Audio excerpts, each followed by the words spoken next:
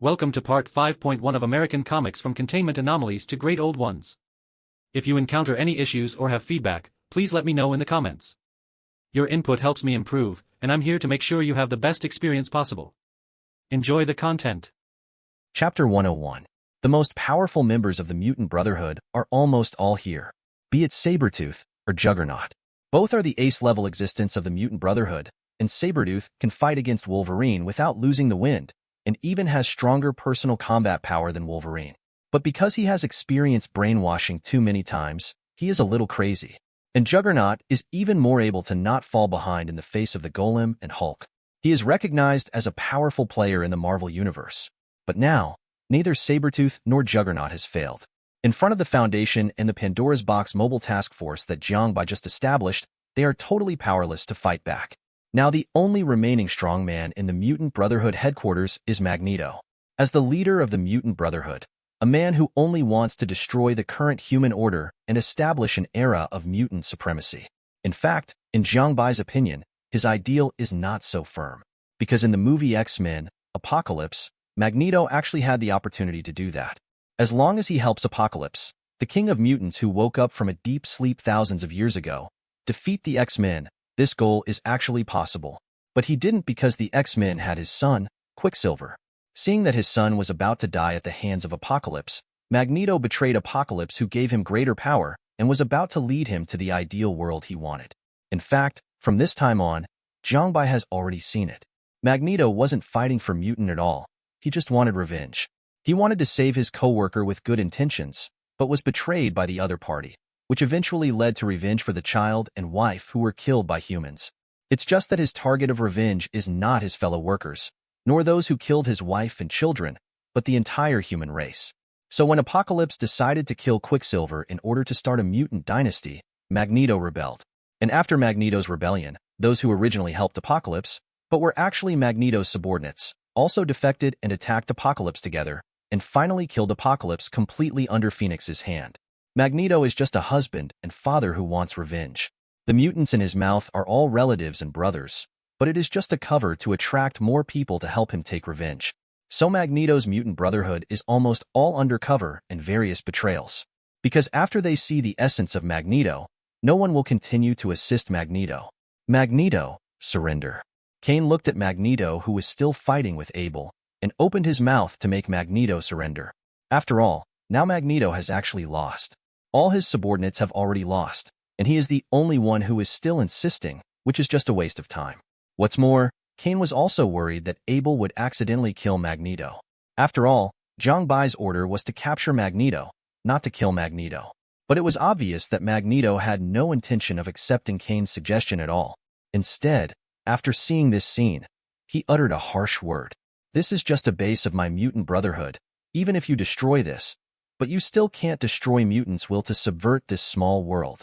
Magneto then controlled the magnetic force and wanted to rely on flight to leave here. He had noticed just now that there seemed to be no one with flight ability here. As long as I can escape here, relying on my ability and prestige among the mutants, I believe that I will soon be able to form a brand new Mutant Brotherhood and then take revenge on these damned guys. Just as Magneto was about to fly away, a big tree suddenly flew towards him. This big tree is like a baseball bat in the hands of a baseball player, and it hits Magneto straight. Magneto never thought that this kind of situation would happen again. He couldn't dodge at all, and was directly beaten down by Dashu. And just as Magneto was falling downwards, Abel suddenly sprinted with all his strength, even stepping on the outer wall of a building and galloping at full speed to the same height as Magneto in a vertical 90-degree manner, and then flew from the space behind him. He pulled out a big knife, went straight to Magneto's head, and chopped it off. Although Magneto knew that Abel's body function was like a monster, he didn't expect that Abel could do such a thing, so he was obviously a little frightened by Abel. However, Magneto is a battle-tested figure after all. When Abel's knife was about to hit himself, he still used his ability in time to control Abel's knife. Magneto's ability is just like his name. He can controlling magnetic field. As long as it is an item that can be absorbed by magnetic force, he can control it, and he can even control the iron-containing blood in other people's brains, so as to control this person's actions. It's just that this requires a lot of preparation, so under normal circumstances Magneto cannot do it. And now Magneto is controlling Abel's knife, using magnetism to try to bounce Abel away. But Abel had fought Magneto many times before, and Ho already had some guesses about Magneto's power. So after feeling that Magneto was controlling his knife, Abel threw away his knife decisively and then punched Magneto in the face fiercely. This caused Magneto, who was already in the air and stabilized his body, to immediately fall downward again. But after all, it is a modern society, everything is missing, but there is no shortage of metal objects. With a wave of Magneto's hand, a large amount of construction concrete containing steel bars, as well as everything else such as refrigerators, TVs, washing machines, etc., all flew towards Abel. But facing these things, Abel didn't even use a knife, and smashed them all with his fists.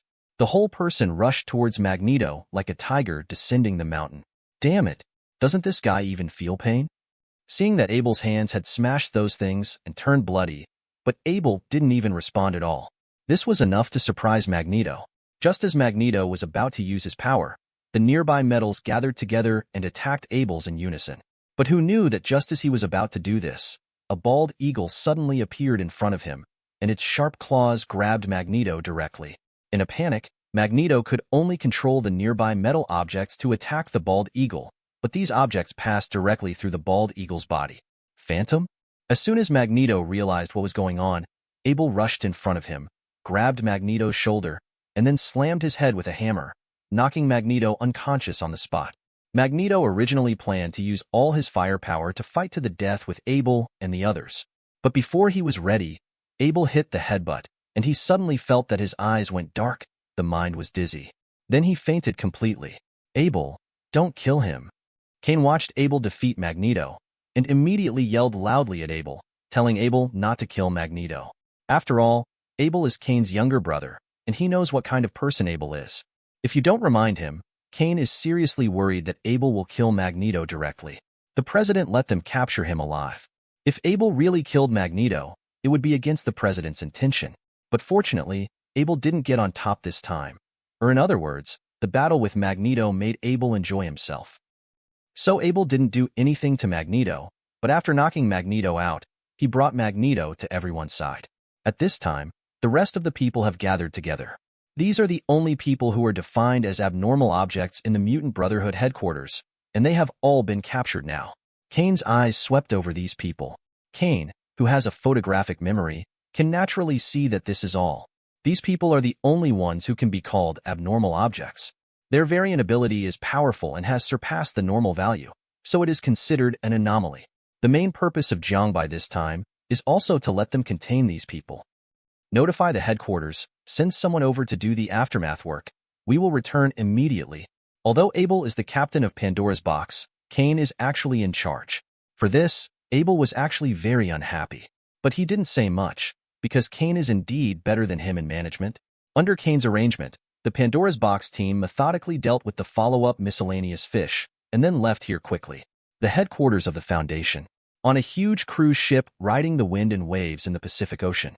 A helicopter was slowly landing, and Kane and others left the helicopter and boarded the cruise ship with the strapped-up sturdy Magneto and others. Where is this place? Magneto looked around with alertness and doubts in his expression. He thought he would be taken to some experimental facility or to an execution platform. After all, with the crimes committed by oneself, the death penalty is almost inevitable. Definitely, before they die, those human beings may still squeeze out the last trace of their own value, slice and study themselves, and maybe find their own strength and use it. For these, Magneto is all prepared. As the peak combat power on the bright side, Magneto's strength is actually not weak. His variant ability can even affect the movement of a planet. Currently in space, there is a planet controlled by Magneto, and Magneto has made this planet a base for their mutant brotherhood. But the hesitation is in space after all, so under normal circumstances, it will not be put into use. It is just the last refuge for Magneto in the final desperation. Now being taken to a cruise ship by Kane and others, this is something Magneto never expected. He didn't understand what Kane and the others wanted to do. Why did you bring yourself to this place? Mutant Brotherhood, I've always wondered about one thing. Our Foundation doesn't have any grievances with you, Mutant Brotherhood, right? Jiang Bai already knew the news of Kane and others' success, so after they arrived, Jiang Bai came out to meet them. Also, take a look at Magneto, Marvel's supervillain. Foundation? Magneto looked at Jiang Bai, and this time he really showed a look of horror. In fact, he had thought a lot on the way here, and guessed about all kinds of possibilities. He has guessed whether it is SHIELD or X-Men, but only did not expect that this time it would be the Foundation that would attack them. Because in Magneto's view, the Foundation is just a newly established organization, even if the Foundation is as strong as he guessed before. But they still have to compete with SHIELD in New York after all, and the Foundation doesn't have the support of a whole, good council like S.H.I.E.L.D. So it's impossible for the Foundation to have time to troubleshoot their mutant brotherhood until at least the threat of SHIELD is dealt with. So Magneto was surprised when he knew that he was actually captured by people from the Foundation. Aren't they afraid that the Foundation might be destroyed by SHIELD after drawing so many powerful people? Or did he really let the Foundation hold grudges to this extent? But Magneto may never have imagined that it was only a mobile task force formed by the Foundation that was dispatched to arrest them this time. In fact, the Foundation's real combat power has not been used much. Whether it's a red right hand, or a falling hammer, etc. None of them were dispatched, so naturally they didn't worry about any sudden action by S.H.I.E.L.D. originally. I just wanted to test the strength of your Foundation, but I didn't expect to bury myself under this decision in the end.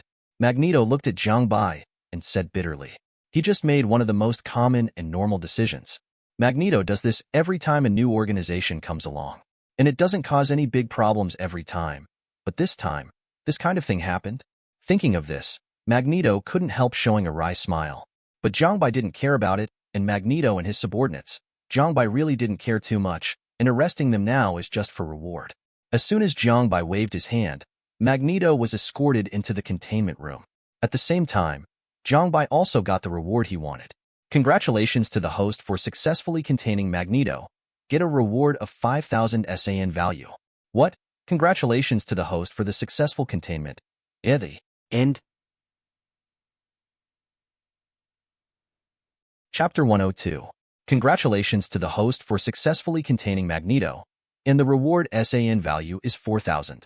Congratulations to the host for successfully containing Juggernaut, and the reward SAN value is 3,000. Congratulations to the host for successfully containing Sabretooth, and get a reward of 2,000 SAN value. Congratulations to the host for successfully taking in Mystique, and getting a reward of 1,000 SAN. Among the four, Mystique is undoubtedly the weakest in terms of combat effectiveness alone. In terms of the plot, Mystique is just a supporting role, not too brilliant. Therefore, Mystique is the least rewarded above, followed by Sabretooth. Because Sabretooth is basically the existence of the standard Wolverine. Although it is not as important as Wolverine, it still has a lot of roles. In addition, the combat power of Sabretooth is even slightly stronger than Wolverine, so it is naturally more expensive. In addition, there are Magneto and Juggernaut. One of these two people is the core villain of X-Men, and they belong to the existence that will come out to do something every time. The other is to get the power of the Mephistohanterac, and there will be a lot of plot emphasis in the follow-up. Therefore, these two people are naturally much more expensive than ordinary characters. In fact, Magneto mainly has a great improvement in the plot, and it belongs to the existence with a sense of mission. Otherwise, based on strength alone, he really might not be more expensive than Juggernaut. But none of that matters now. As long as they are locked in the containment room, the containment is considered successful. This is the headquarters of the Foundation, which has a strong suppression force. As long as Magneto and the others are contained, they will be suppressed, and they cannot use their own power at all. So there is no need to worry about whether Magneto and the others will breach containment. In fact, among these people, Juggernaut is the most likely to break through containment, because behind this guy there is a Cyttorak who is suspected to be at the highest level of divinity. With this guy around, Juggernaut might definitely breach containment. But Jiang Bai is not completely unprepared for this. As long as Juggernaut really shows a tendency to break through the containment, Jiang Bai will directly put him in the subspace containment room. Even 682, a professional jailbreaker, never came out again after he got in. 037 Jiang Bai didn't believe that Juggernaut could break out of the subspace containment chamber. This task has been completed very well. Dr. Kondraki has received a report on your containment operation. This is your first operation. Dr. Kondraki is quite satisfied with it. The Pandora's Box team was not exchanged by Jiang Bai. It was a small team formed by himself. None of the members in the team had professional experience in fighting against abnormal objects, but the first action was quite perfect. The target was contained without any disturbance, and the Mutant Brotherhood, an organization that threatened human security, was completely destroyed. Although the Foundation will not intervene in conflicts among humans, It is an indisputable fact that Magneto and the Foundation are enemies, so the Foundation will take action. As for solving the Mutant Brotherhood, it was just a matter of passing. For this result, Jiang Bai is quite satisfied. Especially through this action, Jiang Bai has obtained enough SAN value for him to exchange for 343. A total of 10,000 SAN value, plus the SAN value obtained in the New York War, and some subsequent benefits, all added together. Jiang Bai finally got the SAN value required for 343 exchange. However, this also made Jiang Bai further feel the difficulty of obtaining SAN values. Mutant Brotherhood, this is the biggest villain organization in the entire X-Men series. Magneto is also the biggest villain on the surface. Although the strength is not too strong, there are really many scenes. But a whole series of core villain organizations only contributed 10,000 SAN points to Jiang Bai. Although there are some other anomalous objects in this organization, containing them will also bring in a large amount of SAN value. But this cannot be changed, the difficulty of obtaining the SAN value.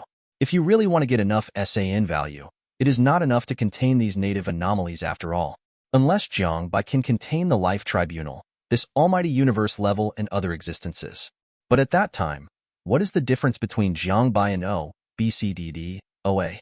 Does he still need to work so hard to get the SAN value?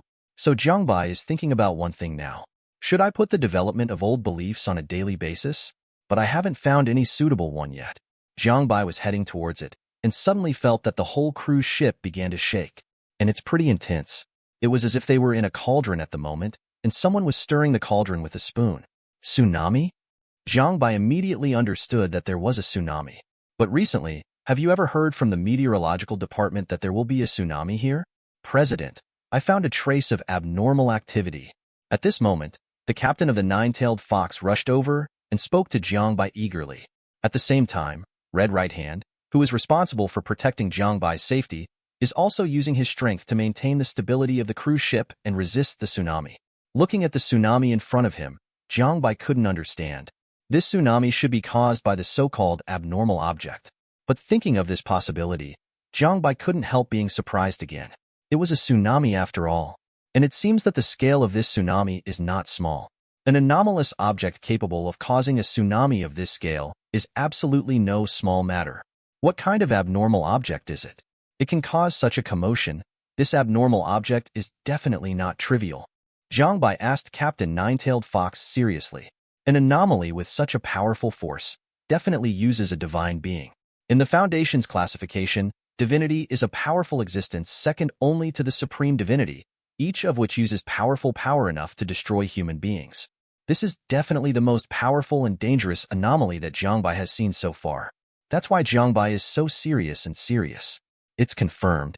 Captain Nine-Tailed Fox nodded immediately, and then said to Jiang Bai, at present, according to the researcher's speculation, this should be caused by the existence and activities of abnormal object, 169, codenamed Leviathan. What? Jiang Bai looked at Captain Nine-Tailed Fox in surprise. 169 Leviathan, this is definitely one of the anomalies that Jiang Bai least wants to see. Maybe he wasn't that powerful, and he was inferior compared to those powerful anomalies that were almost like gods. But he is definitely enough to cause headaches, because this Leviathan is the prototype of the legendary sea monster, Leviathan. This is a marine arthropod that has been sleeping since the Cambrian period. Its body is thousands of kilometers long, and it is completely a living continent. If it really moves, it only needs to move its body a little bit, and it can cause the destruction of countless countries and cause the continental plates to vibrate. It can be said that this is the monster that can always destroy the world. And because of his huge amounts of volume, it also makes it impossible for Leviathan to be contained at all. In the original Foundation, the handling of Leviathan was nothing more than monitoring and preventing anyone from coming into contact with Leviathan, thus causing Leviathan to wake up. Judging from the original files of the Foundation, there are very few duplications of Leviathan exposed above the sea level, and after tens of millions of years of changes, an archipelago has been formed. The Foundation at that time was investigating these archipelagos, and only discovered Leviathan when there were many earthquakes without warning. Leviathan breathes once every 3 months, and when it breathes, it causes earthquakes in the archipelago. This is also the reason for the earthquake without warning in the archipelago, but now it is obviously not as simple as breathing. More like this guy in action. Could it be that Leviathan is about to wake up?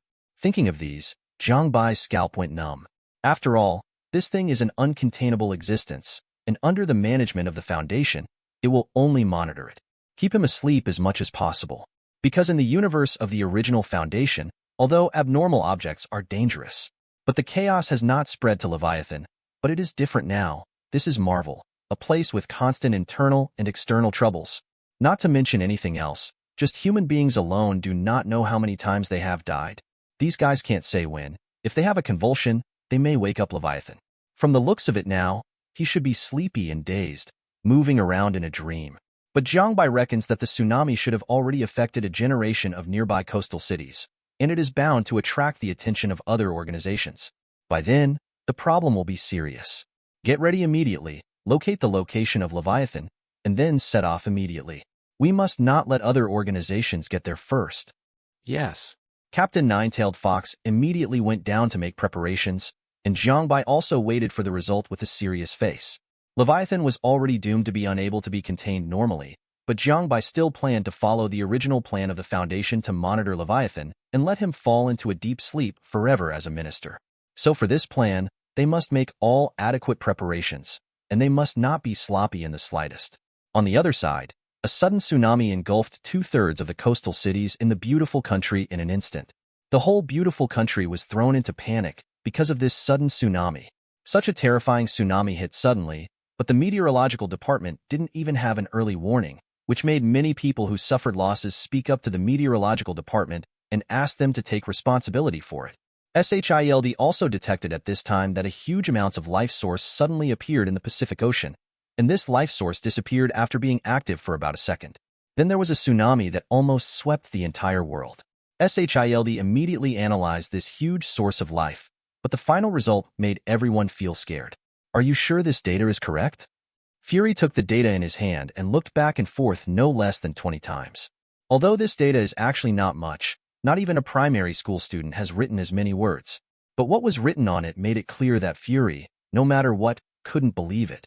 Director, don't say you don't believe it. Even we can't believe it. Dr. Conman, the chief person in charge of the SHIELD biological project, also looked at Fury with a bitter expression at this moment. We have confirmed it many times, and it really is this data. You just reduced the data above by 1, and I thought it was too much. Now you actually tell me that this thing is really so long? But that's the way it is, sir. Dr. Conman took a deep breath, and then continued to say to Fury, this is a conclusion we have drawn based on all the data. This one appeared in the Pacific Ocean and caused a Pacific tsunami, causing 2/3 of the coastal cities of our country to be hit. The body length of the creature is at least 2,000 kilometers, and the maximum is 8,000 kilometers. Because it is in the sea, we can only calculate it from the data of the life radar, so its length cannot be completely determined.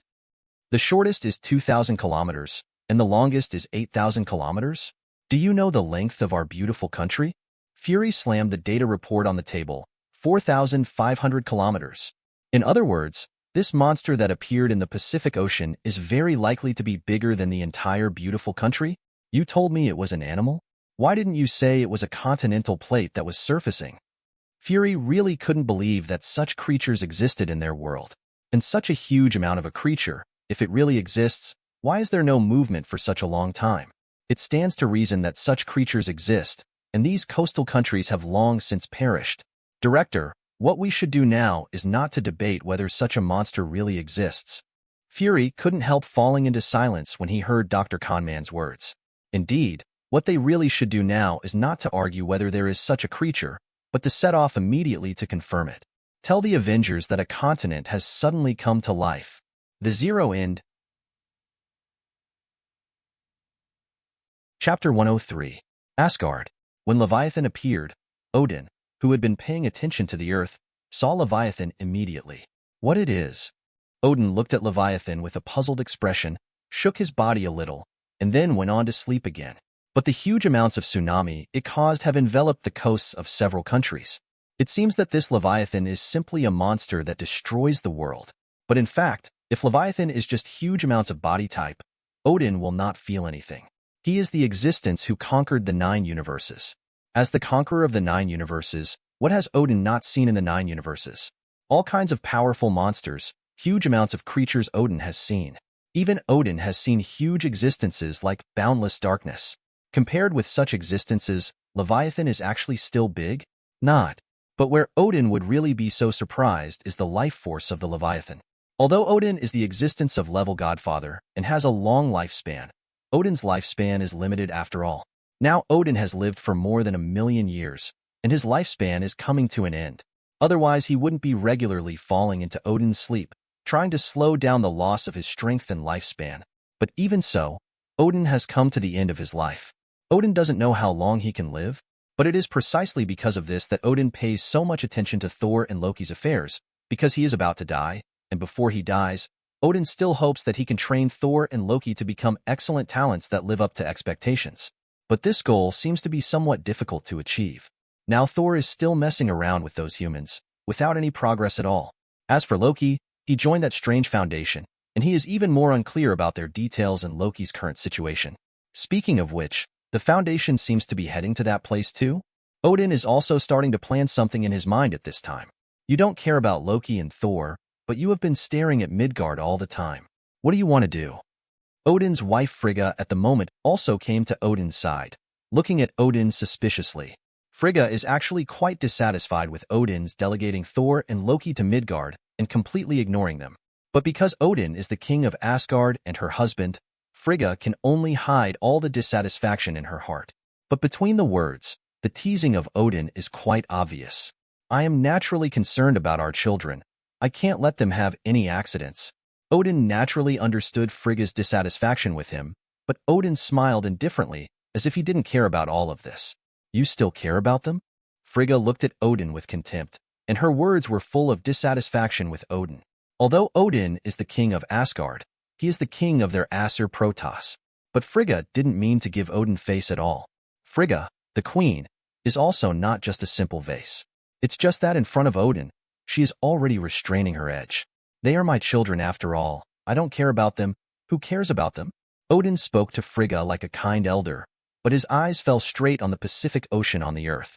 He is now thinking about another important question, which is even so important that he has left Thor and others behind. That monster? Frigga followed Odin's line of sight and saw Leviathan's figure, and she looked at Odin with some puzzlement. Although that monster is huge and powerful, it's not enough to scare you. To the extent, Leviathan is indeed a powerful creature, but as Odin who has conquered 9 universes, logically speaking, he would not be afraid of such an existence. That's why Frigga felt that something was wrong. Odin must have some more secret plan. This creature has a long lifespan, Odin said lightly. The seemingly illogical sentence immediately surprised Frigga. Odin, what do you want to do? Frigga knew that Odin's lifespan was coming to an end, but that was the case with their Aesir Protoss.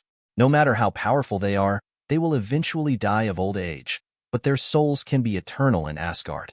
Only the 5 abstract existences in the universe can truly achieve absolute and eternal existence. Besides, they all need to be changed from generation to generation. So Frigga didn't pay too much attention to the fact that Odin's life is not long. After all, this is just a reincarnation. But now that Odin has made Frigga start to alert, she has probably guessed what Odin wants to do. If I'm not mistaken, this creature should be a creature that was born in Midgard at the same time, and now he is still alive, and his vitality has not even been exhausted, which shows that he is a nearly infinite lifespan. If it transfers its vitality to me, maybe I can live forever, and I can always lead Asgard to a more glorious future, Odin said here, with a look of fanaticism and obsession on his face. An almost suffocating killing intent and fighting intent rose from his body, even making Frigga, the god empress, feel a little cold. Who is Odin? A war lunatic through and through. He was able to conquer the 9 universes, not by his kindness, but by his cruelty. Even he himself doesn't know how many cosmic races he has destroyed. It's not how many people were killed, but how many cosmic races were destroyed. It's just that after getting old now, Odin began to restrain his killing intent and cultivate his morality. But in fact, Odin has always had a beast in his heart. It's just that he locked up the beast, for himself, for Asgard. But now that Odin saw the Leviathan, the beast came alive again, and was urging to get Odin to put his ideas into action. I want to live, and now I have only one chance, Odin said to Frigga with a serious face. His words were full of seriousness, even determination. This also made Frigga understand one thing: Odin is serious this time. Odin, do you know what you're talking about? I am certain. Odin looked at Frigga seriously, and then said, if Thor and Loki really have the potential to become kings, I wouldn't have such an idea, but now Thor and the others don't have it at all. It is absolutely impossible for Odin not to be disappointed with Thor and Loki. Odin has always hoped that Thor can become a qualified king who can shoulder Asgard, but Thor's performance has always disappointed Odin. It's just that he is running out of time, so he can only teach Thor as much as possible. But if there is another option now that can greatly extend his lifespan, then Odin will definitely choose to extend his lifespan without any hesitation. Even if doing so will cause some impact, it is worth a try. If you really do this, you will definitely bring disaster to Asgard. All along, Asgard has never had anyone who resists death. If you are really like this, she will definitely not sit idly by. There are 5 abstract concepts in the universe, among which death controls the life and death of the entire universe. Odin arrived when it was time to die, but he didn't die. Death would not sit by and allow a god as powerful as Odin to live forever. Because this time will have a great impact on the universe, death will definitely do it, and Asgard will definitely face a crisis at that time. But Odin couldn't care less now. I want to survive. Asgard must have a qualified king. Odin looked at Frigg and said with a cold expression, "This is Asgard, it's my Asgard." After speaking, Odin quickly left the throne, and he was going to prepare to go to Midgard. He wants to get the creature with almost infinite life and plunder the life of this creature so that he can continue to be the king, so that he can continue to train his son until he can become a qualified king of Asgard. Odin! Frigg shouted loudly, trying to stop Odin, but Odin ignored Frigg completely. "You'll regret it." Odin! Odin targeted Leviathan, an Ancient One also noticed Leviathan's existence. With such huge amounts of creatures, why have I never known about them? After Ancient One discovered Leviathan, he had similar doubts with Odin. Why such huge amounts of a creature, but I have never noticed it? An Ancient One also discovered that Leviathan seems to have existed since the birth of the earth. This is completely a living continent. Is this really a creature that will exist in this world? Ancient One's first reaction was that Leviathan was not a creature that originally existed in this world. Because he has been a sorcerer supreme for so many years, he has already traveled all over the world, but he has never seen a creature like Leviathan. Zero, an Ancient One also felt a powerful force from Leviathan, and this force was even able to compete with itself. Capable of possessing such great power, it's hard to say that this monster didn't come from another time. Since the emergence of the Foundation, there have been many strange things in this world, and the chaos caused by these monsters in the end was resolved by the Foundation itself. It is not the first time that Ancient One suspects the Foundation, but the Foundation has never shown any problems. They are an organization that acts to protect people and protect the world.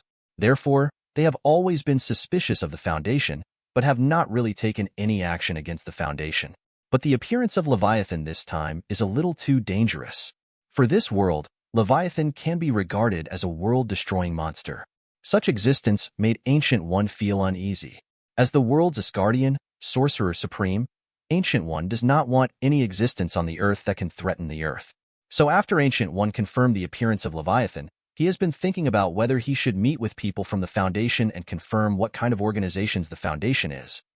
It just so happens that the Foundation is also rushing towards that monster, so I can take this opportunity to see what this organization from another universe wants to do to this world. As Ancient One spoke, his figure gradually disappeared in place. However, neither Ancient One nor Odin know that.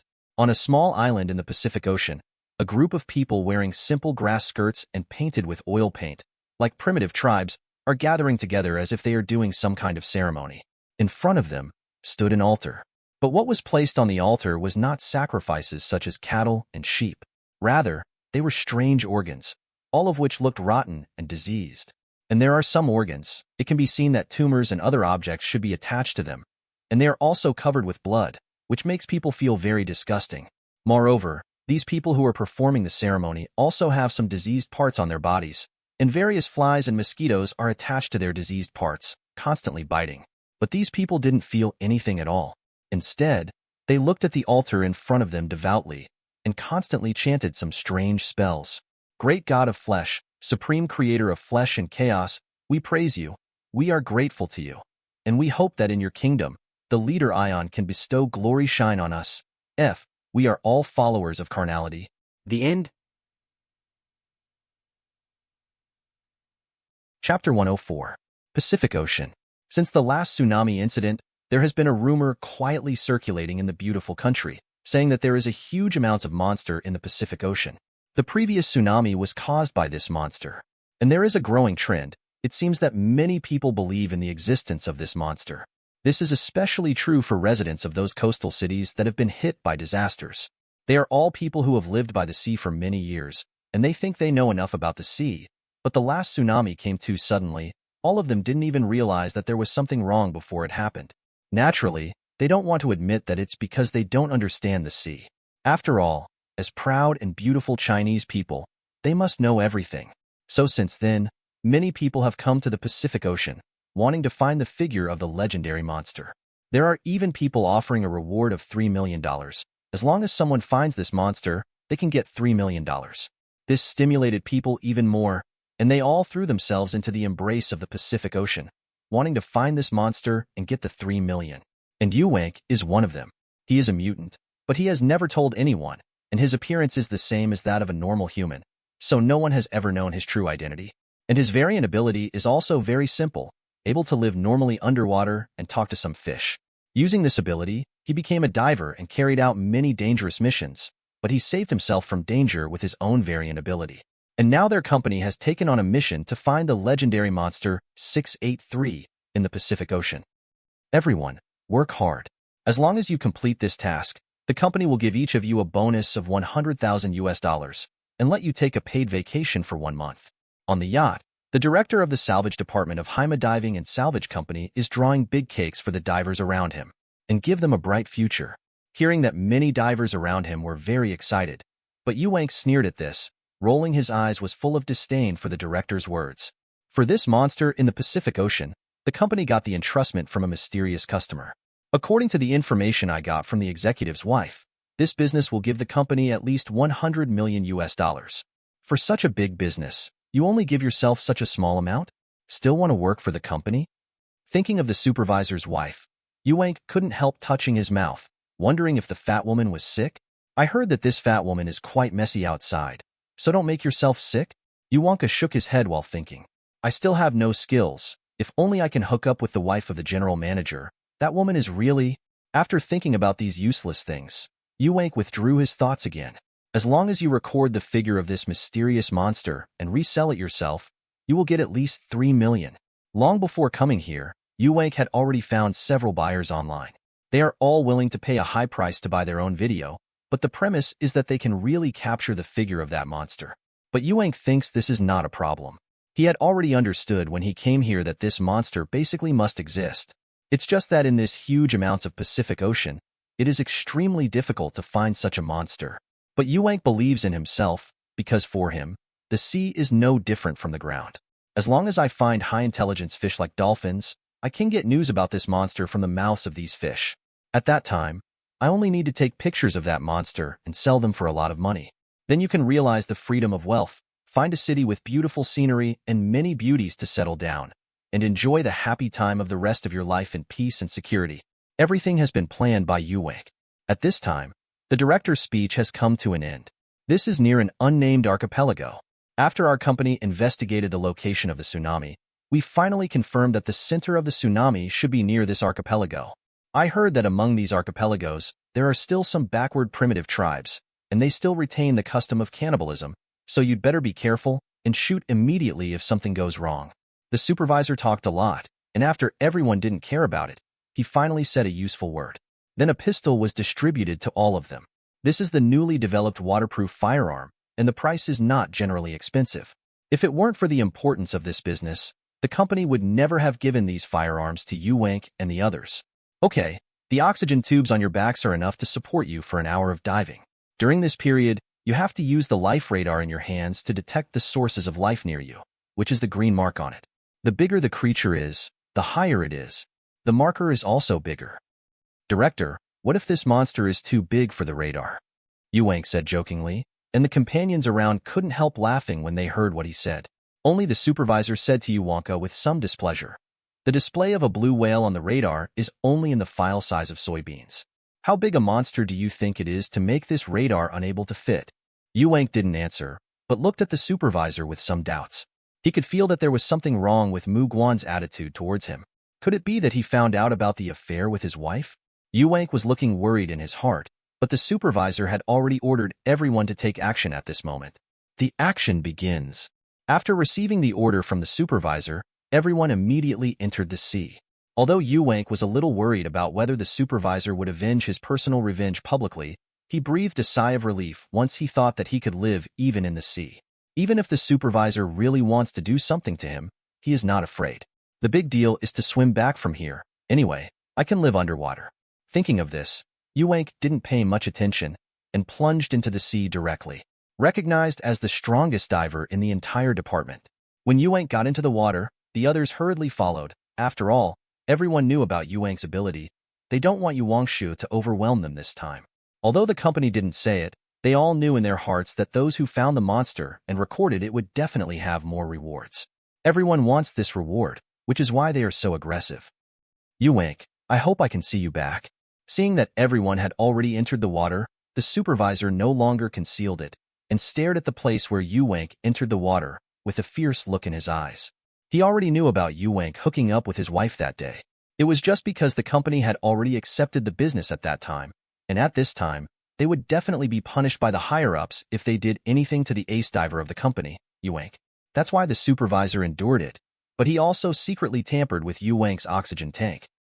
Actually, the oxygen tank in Yuank's oxygen tank was not fully filled, and the watch was broken. When he noticed when the oxygen runs out, he can't run away. Yuank, you be asterisk asterisk asterisk asterisk asterisk D just wait to die. The supervisor stood on the yacht, speaking fiercely. He didn't even notice that a black shadow had quietly appeared behind him at this moment. This black shadow lurked in the sea and approached the yacht silently, and climbed onto the yacht without the supervisor feeling any abnormality at all. A monster of the Pacific?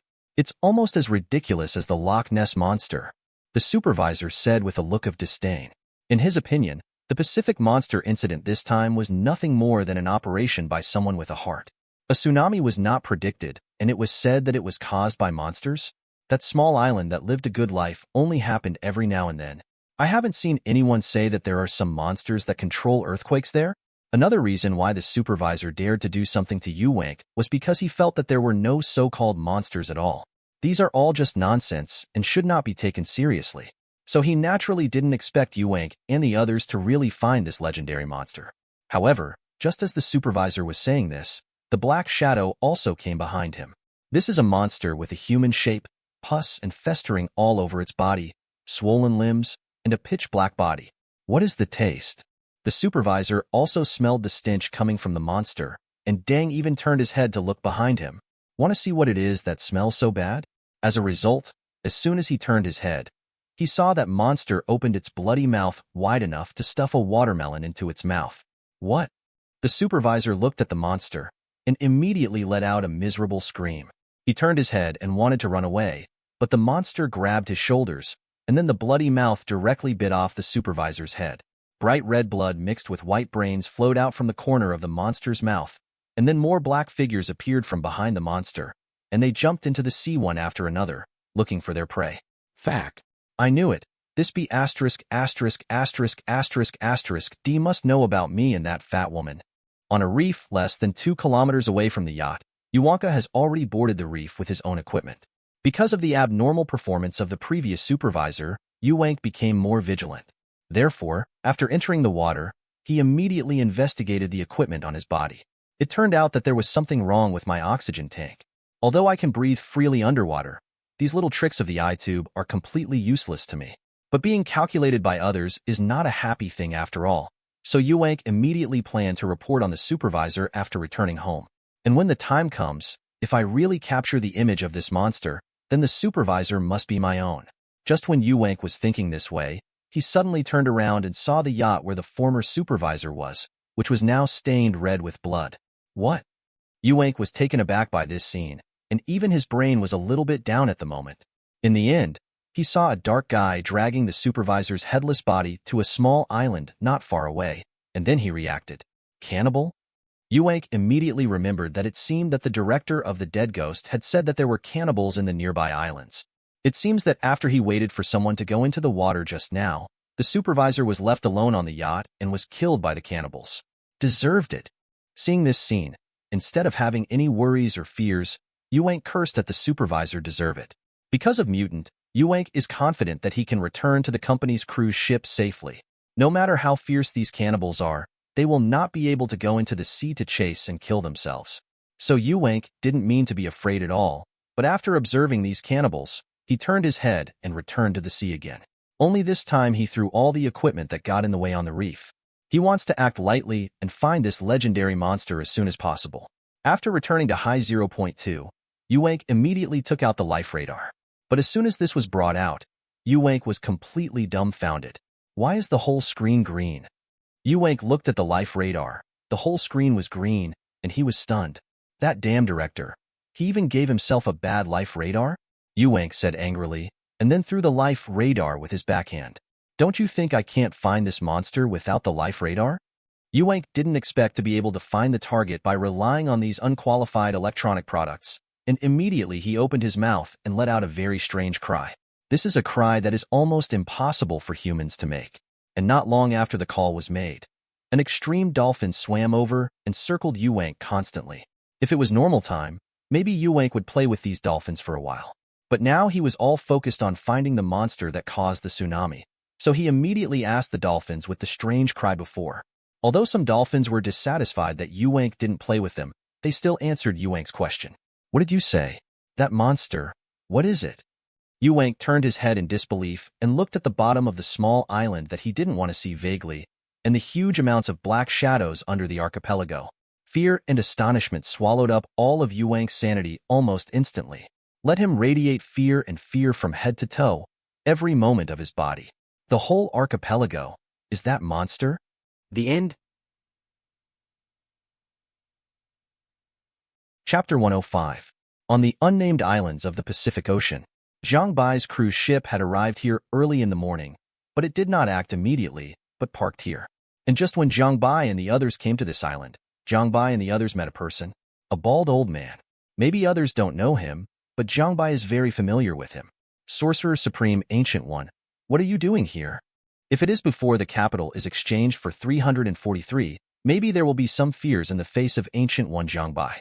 But facing Ancient One now, Jiang Bai is really not too worried. And Ancient One is also hearing Jiang Bai's address to himself, and he is even more sure that the Foundation must have investigated the entire Earth. Otherwise, Jiang Bai would not have called out his name so easily. As a Sorcerer Supreme, there may be many people in this world who have seen Ancient One, but not many people know the name of Ancient One. Even after Odin and the others discovered Ancient One took the initiative to tell them his name. But Ancient One doesn't remember when he met Jiang Bai. But Jiang Bai could directly say Ancient One's name, which naturally made Ancient One think that Jiang Bai must have investigated him. President Jiang Bai, the leader of the Foundation, right? Ancient One originally came here to have a chat with Jiang Bai this time, to confirm what kind of existence Jiang Bai and his Foundation really are. So naturally, he will not hide his identity.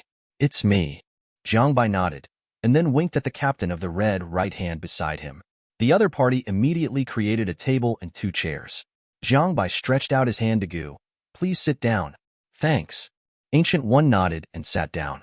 But his eyes were always on the captain with the red right hand. This person's strength is not enough to threaten him. Ancient One can confirm this. But Ancient One is also full of curiosity about this power. It is very similar to magic, but there are some differences from Magic 12. It's more like alchemy, but it seems to be more peculiar than alchemy. Reality-bending power is real fantasy power. As long as you think, as long as your power is enough to distort reality, you can create all the existences you imagine in reality. This is the power of reality distortion, and it is also the power that the Ancient One cannot understand. Because Ancient One has never been exposed to this kind of power, the most similar to this is alchemy. But alchemy also pays attention to an equivalent exchange, which is still very different from the fabrication out of thin air in the distortion of reality. It's just some simple tricks. Jiang Bai's words are not bragging. For the Foundation, reality benders are really not that important. The Foundation doesn't even know how many reality benders it holds. So reality distortion is really not a rare existence on the Foundation side. After hearing Jiang Bai's words, Ancient One's vigilance against the Foundation has also stepped up to a higher level. If other powers are described as simple by Jiang Bai, it seems that the Foundation's water is much deeper than I imagined. President Jiang Bai, I'm here this time mainly to confirm, how does your Foundation plan to treat this world? Ancient One is not a professional negotiator, Nor is it a well-versed official. He is a sorcerer supreme who protects the world, a human being with a righteous heart. So he asked Jiang Bai straight to the point, wanting to know how Jiang Bai and his foundation plan to treat the world. Although during this period of time, you have been fighting against some enemies who have brought troubles to this world, and you have also put in a lot of effort. These are all in my eyes, but your foundation is not the existence of this world after all. I still can't completely trust you guys. Marvel is a multi-universe, and even Marvel is only a part of the omnipotent universe under the supervision of the Life Court. So the other party will know that he is not a part of this world, which is not a big deal. Jiang Bai had already prepared for this. In the world of Marvel, time travelers are actually not very valuable. Deadpool doesn't even know how many times he has traveled back and forth between these parallel worlds. I am indeed in existence from another universe. Our foundation discovered that many terrible abnormal objects appeared in this universe, so we went to this universe for containment, that's all. Ancient One approached Jiang Bai just to find an answer that would reassure him. Jiang Bai also didn't want to have any conflicts with Ancient One. Originally, this wasn't a big deal. As long as he came into contact with the existence of the multi-universe, he only needed to see at a glance that he and the Foundation definitely didn't exist in this universe. So Jiang Bai simply fooled Ancient One with half-truths and falsehoods, so that both parties can feel at ease and coexist peacefully. In other words, the monster under our feet is actually a creature from the universe where the Foundation is located. After Ancient One heard Jiang Bai's words, he immediately relaxed a lot. At the same time, he also asked about Leviathan. That's right. Jiang Bai nodded. The creature under our feet is called Leviathan, number 169, and it belongs to the divine creature in the Foundation's archives. After Jiang Bai thought for a while, he said to Ancient One, the so-called divine creatures, in the Foundation's definition, are called black-type or apex-type multifunctional entities. They are usually defined as the existence of gods in certain religious beliefs, and they have a power second only to the supreme divinity. Power and danger. From Jiang Bai's narration combined with his own understanding, Ancient One may also be able to judge some distinctions between the supreme divinity and divinity. In other words, divinity is about the existence of the 5 abstract concepts, and divinity is a general god that surpasses human beings. The most powerful of the Marvel multi-universe are the 5 abstract concepts, followed by the Celestial Group, and the Life Tribunal is the arbiter of the entire omnipotent universe. Apart from Oe, a guy who doesn't know whether it exists or not, the Life Court is the highest. The supreme divinity is basically at the level of the 5 abstract concepts, some of which are more powerful may have the power of a Life Court. But how to divide it is not easy to calculate, because there are too many things hidden behind the Foundation, unlike Marvel, which has already made it very clear. For example, what is the door behind Abel's coffin? So far, there is no specific statement. So what is the Foundation behind it? Maybe it's the people who made the Foundation, they can't even tell. Therefore, Jiang Bai doesn't know much about the divinity and the supreme divinity behind the Foundation. It can only be a rough guess of their strength. It's almost such an existence. Jiang Bai thought for a while and then nodded. What Ancient One said was basically correct. What about your Foundation's responsibilities, including containing these supreme divinities? That's right. Jiang Bai nodded and admitted.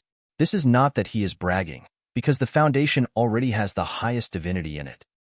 For example, the silly Rodir, Heart, was deceived by the Foundation, thinking that the Foundation was stronger than him, so he accepted the Foundation's shelter without any resistance. But once he realizes that he has been deceived one day, he will immediately see through the Foundation's deceit. At that time, with just one thought, the stag can destroy the entire galaxy. In addition, there are such things as chatting and laughing. They are also the supreme divinity, and they are all under the custody of the Foundation. So Jiang Bai is not lying when he says this. Moreover, after Jiang Bai answered, Ancient One is also using its Eye of Agamotto, which is a magic item that can see through the essence of things. With this thing, Ancient One can see through other people's lies. And when Jiang Bai spoke just now, Ancient One didn't see any elements of deception in Jiang Bai, which means that Jiang Bai did not deceive him. Their Foundation can really contain existences at the level of the 5 abstract concepts. What kind of power is this? You must know that even if it is the Ancient One, only after death, the soul is eligible to follow the eternal side and travel in the multi-universe with eternity. But Jiang Bai's Foundation can accommodate the supreme divinity like eternity.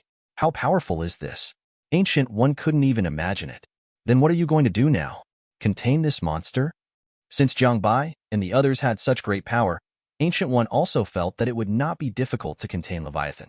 No. Jiang Bai shook his head and said in a gentle tone, Leviathan's body length is 8,000 kilometers, and he is already the 8th continent besides the 7 continents. If we contain Leviathan now and take Leviathan away, how much impact will this sudden change have on the Pacific Ocean? Earthquakes, tsunamis, volcanic eruptions, and almost the whole world will be severely damaged. Ancient One naturally knew what Jiang Bai said, but what Ancient One didn't understand was what Jiang Bai meant by saying these now. Aren't you going to contain the Leviathan because of these consequences? Ancient One knew what Jiang Bai and their so-called containment meant, which was to directly imprison the existence of these so-called abnormal objects. This kind of thing is also very common in this world. For example, SCP does this. But now Jiang Bai doesn't seem to intend to do this, which makes Ancient One a little puzzled. If it is SCP, even if they know what the consequences of containing Leviathan will be, they will definitely contain it, because once Leviathan is really left alone, God knows what consequences Leviathan will cause. SCP and Pretty Country have the same attitude to a certain extent. No matter whether you can control this thing, you must first try it yourself. But Jiang Bai's foundation seems to be a little different. The Foundation is an organization that protects the world and the entire human race. Leviathan is now in a deep sleep, and he will continue to sleep. Just make sure he won't wake up. In fact, you don't need to care too much. Whether it is completely contained or not is not that important. When he came, Jiang Bai had already confirmed it. The system's standard for containment is that Jiang Bai must at least do it. The measures that the Foundation 083 used to deal with this abnormal object, this is the only way to go. The original Foundation actually focused on surveillance and didn't really contain Leviathan, so there was no need for Jiang Bai to get to that point. After hearing Jiang Bai's words, Ancient One couldn't help but fell into silence. He really didn't expect that the Foundation, compared to Leviathan, in the presence of danger, the first consideration is not how to contain the other party, so as to ensure that it will not pose a threat to oneself. Instead, first consider how to have the least impact on the world and on human beings. Based on this alone, it is already much stronger than S.H.I.E.L.D. I have to admit that if your Foundation is upholding justice at this time, maybe it will really do a lot better than S.H.I.E.L.D. Jiang Bai's words immediately made Ancient One feel more fond of Jiang Bai. If it weren't for the fact that you are already the president of the Foundation, I really want you to be my supreme successor. The responsibility of Sorcerer Supreme is also to guard the world. Ancient One is also dying due to the erosion of dark energy. Now it's just a matter of support. Just like Odin, he is also actively looking for someone who can succeed him as Sorcerer Supreme. But for so many years, Ancient One has not found this candidate. In fact, Jiang Bai now has something that can solve Ancient One's dark energy erosion, a panacea. But why did Jiang Bai give it to him? Ancient One and Jiang Bai had known each other for only a few minutes, and had only chatted for a few words. Jiang Bai had a good impression of Ancient One at best, and he hadn't reached the point where he could give Ancient One the precious panacea to cure his illness. But Jiang Bai still comforted Ancient One. I believe you will be able to find an excellent heir in the future. Dr. Strange, as Sorcerer Supreme, is actually pretty good. It's just that the strength is not enough, and there are often situations of misses, but they can basically save the day. That's why Jiang Bai said this. Let me borrow your good words. Ancient One only thought that these words were Jiang Bai's comforting himself, and he just nodded at the moment, and then set his gaze in the distance. There he saw another cruise ship docking.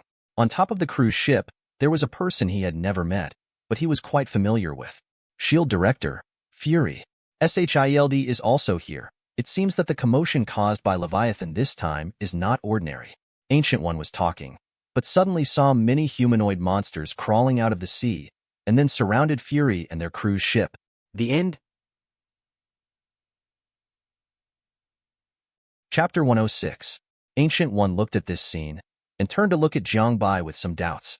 Will Leviathan create some monsters to attack others? After all, he is not a creature of his own universe, and he deliberately doesn't know what Leviathan is. So subconsciously thought that these monsters were also created by Leviathan. But Jiang Bai is very clear about this. Leviathan is just a long-lived creature with huge amounts of life. In the records of the Foundation, he has not even caused any losses to human beings, not to mention creating monsters to attack others. Perhaps for Leviathan, humans are no different from the bacteria on their bodies, and they don't care too much at all. So when Ancient One asked this question, Jiang Bai immediately shook his head, then took the binoculars from Captain Red right hand, and looked towards Fury and the others. This is When seeing those monsters, Jiang Bai couldn't help frowning, because in his memory, there should be no such containment. Perhaps the scary old man is very similar to these things, but Jiang Bai can still tell that this is definitely a completely different existence from the scary old man. Not an anomaly, but why does it feel familiar to me? Jiang Bai was able to confirm that these things were definitely not abnormal objects recorded by the Foundation, but for some reason, Jiang Bai felt very familiar, and they should be existences related to the world of the Foundation. Could it be another organization? Jiang Bai quickly thought of another possibility. That's what he guessed before. After some abnormalities came to this world, they gradually took root and sprouted in this world, and eventually developed their own organizations in this world. If it is speculated according to this possibility, then Jiang Bai really quickly confirmed the identities of these monsters, or the identity of the organization behind them, the carnal cult. When Jiang Bai mentioned this sect, he couldn't help frowning. To be honest, he would rather appear in a neutral organization like the Church of the Broken God than in a terrible thing like the carnal sect. Because the appearance of the carnal sect also means that at least one of these two guys, Aldabas and the great warlock Ian, has appeared. Aldabas is the god of flesh and blood, the god-eater, the creator of disorder and chaos, and the blind creator god. He is an existence similar to Azathoth in the Greek mythology, because this is also blind. In the archives of the Foundation, Aldabas fought the god of brokenness in infinite time, and finally Aldabas destroyed the god of brokenness himself, but was also sealed in the silver net by the god of brokenness. Then the Carnality sect worshipped Aldabas as the supreme god, until the great warlock Ion, the leader of the carnal sect, found a way to pass the trials of the 6 alien commanders under the command of the Carnival, and was promoted to the supreme divinity, and entered the altar bus. See within the body, opened up a new kingdom.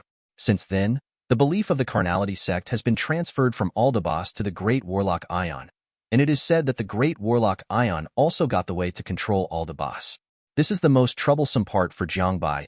Even if the Crimson King, the incarnation of the hatred and resentment of the entire multi-universe, appears, it is better than the carnal sect.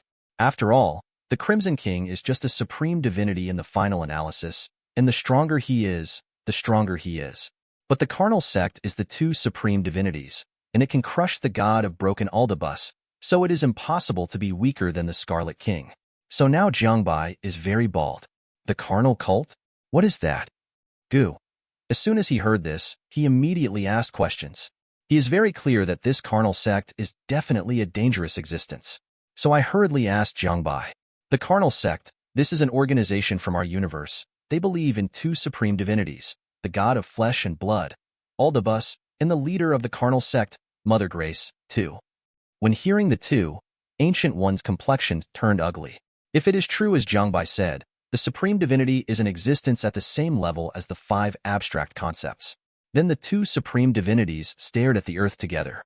This is no longer something he can solve, unless he can summon the creation gods such as eternity and infinity to help the earth. But then again, Thanos didn't know how many planets were destroyed along the way, and they didn't take action, so why would they help the earth? So at this moment, Ancient One's complexion is very ugly. He is worried that the earth may end here. But Jiang Bai was not as nervous as Ancient One, because he still has some understanding of the Carnality sect. Although the Foundation has never housed Aldabas and the great warlock Ian, it is probably clear that the carnal sect can at most get some power from them.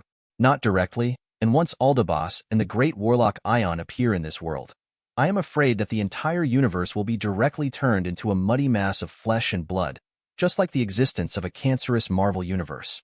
The carnal sect is a sect that believes in the great magician Ian and Aldabas.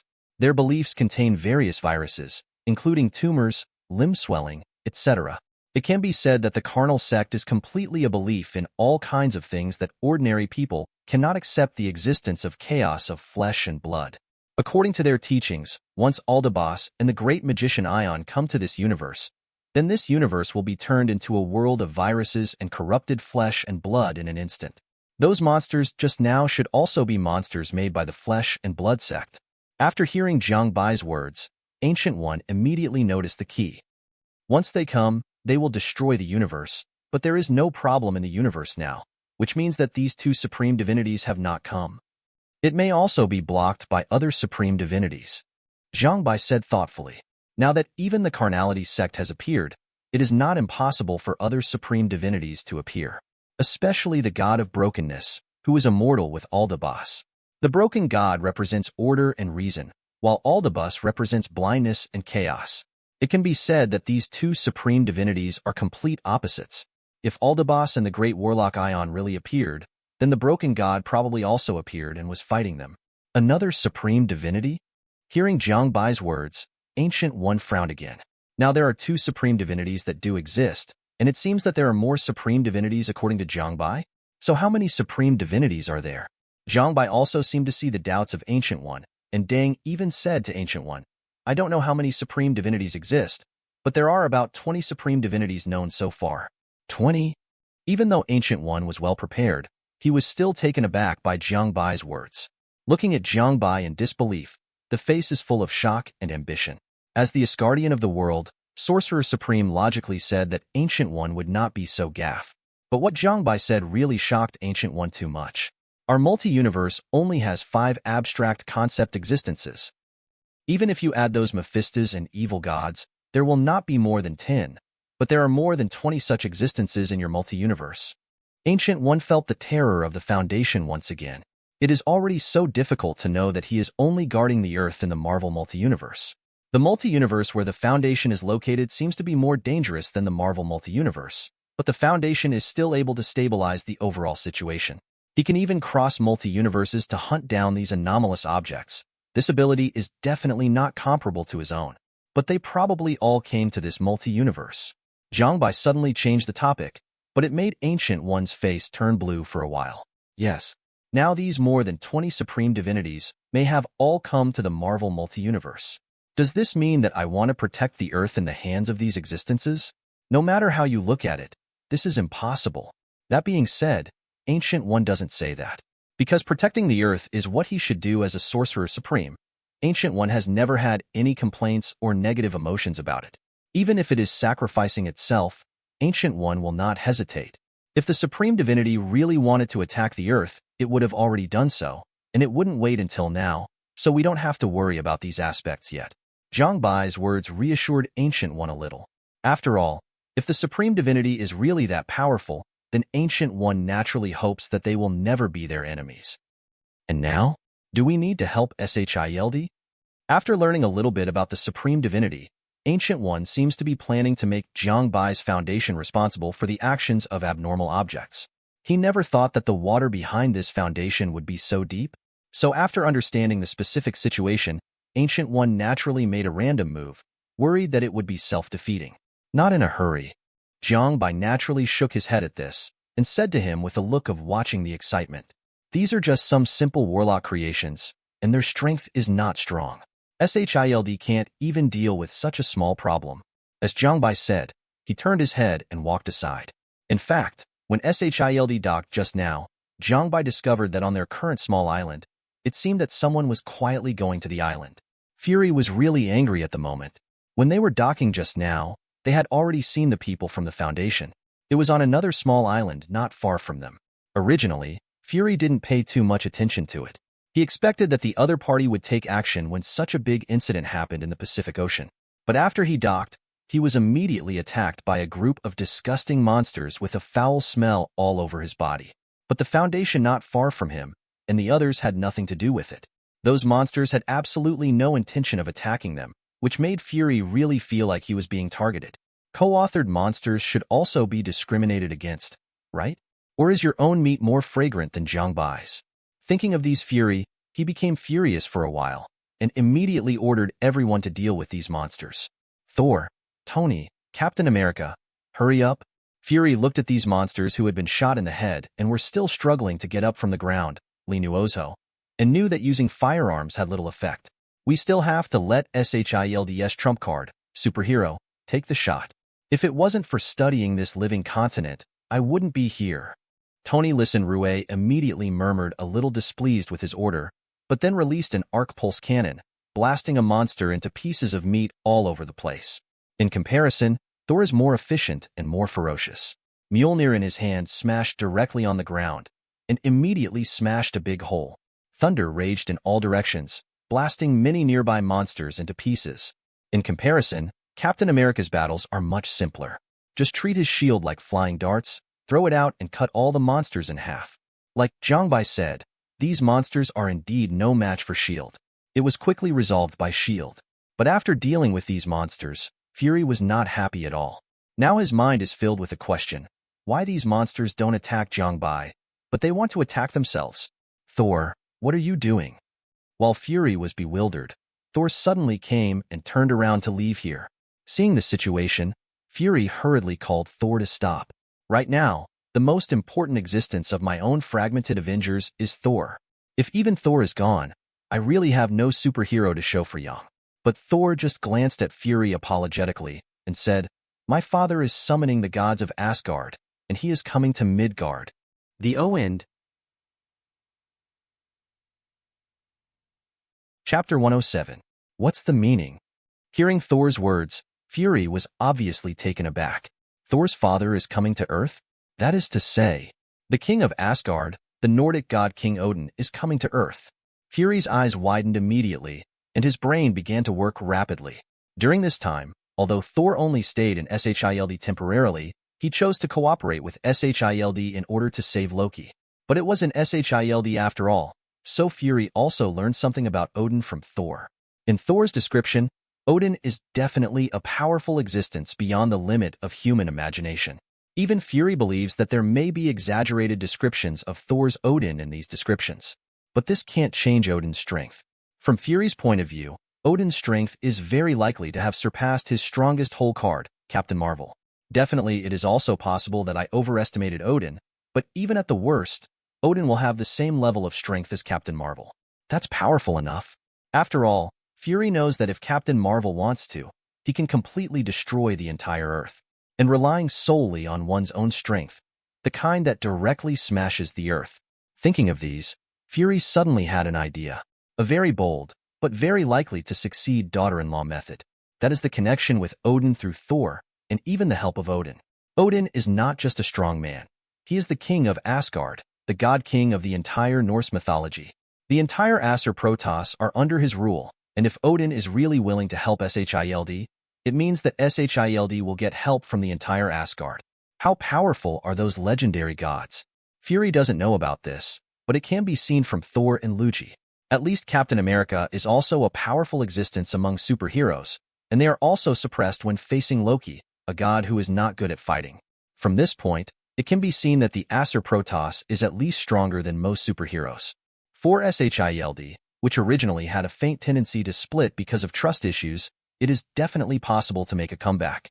It is even possible to rely on the power of Odin and Aesir to let SHIELD suppress the Foundation and regain their power. Thinking of this, Yong-Rui couldn't help getting excited. This may be 407's only chance to break free from the oppression of the Foundation. So immediately Fury had made his decision. Thor, what is your father planning to do on Earth? Fury intends to figure out the purpose of Odin's coming to Earth first, and then further improve his plan. This? Thor thought for a while, then shook his head blankly. I don't know. My father summoned us suddenly, so I don't know what purpose my father has. But if I guessed correctly, it should be is it related to this monster? Although Thor doesn't know what the purpose of Odin is. But all this happened after Leviathan appeared. So Thor guessed that Odin suddenly came to the Earth, and the most likely thing was for Leviathan. This monster? Fury frowned involuntarily. This mysterious monster is definitely the most important thing for SHIELD right now. Because this monster caused 2/3 of the cities along the coast of the beautiful country to be hit by tsunami.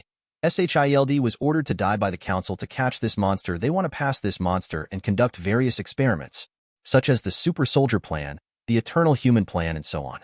Almost the entire parliament set its sights on this monster, hoping to get enough benefits from this monster. And now if Odin is here for this monster, wouldn't it conflict with his own purpose? Thinking of this, Fury couldn't help but feel a headache. Director Nick Fury, do you have anything to say?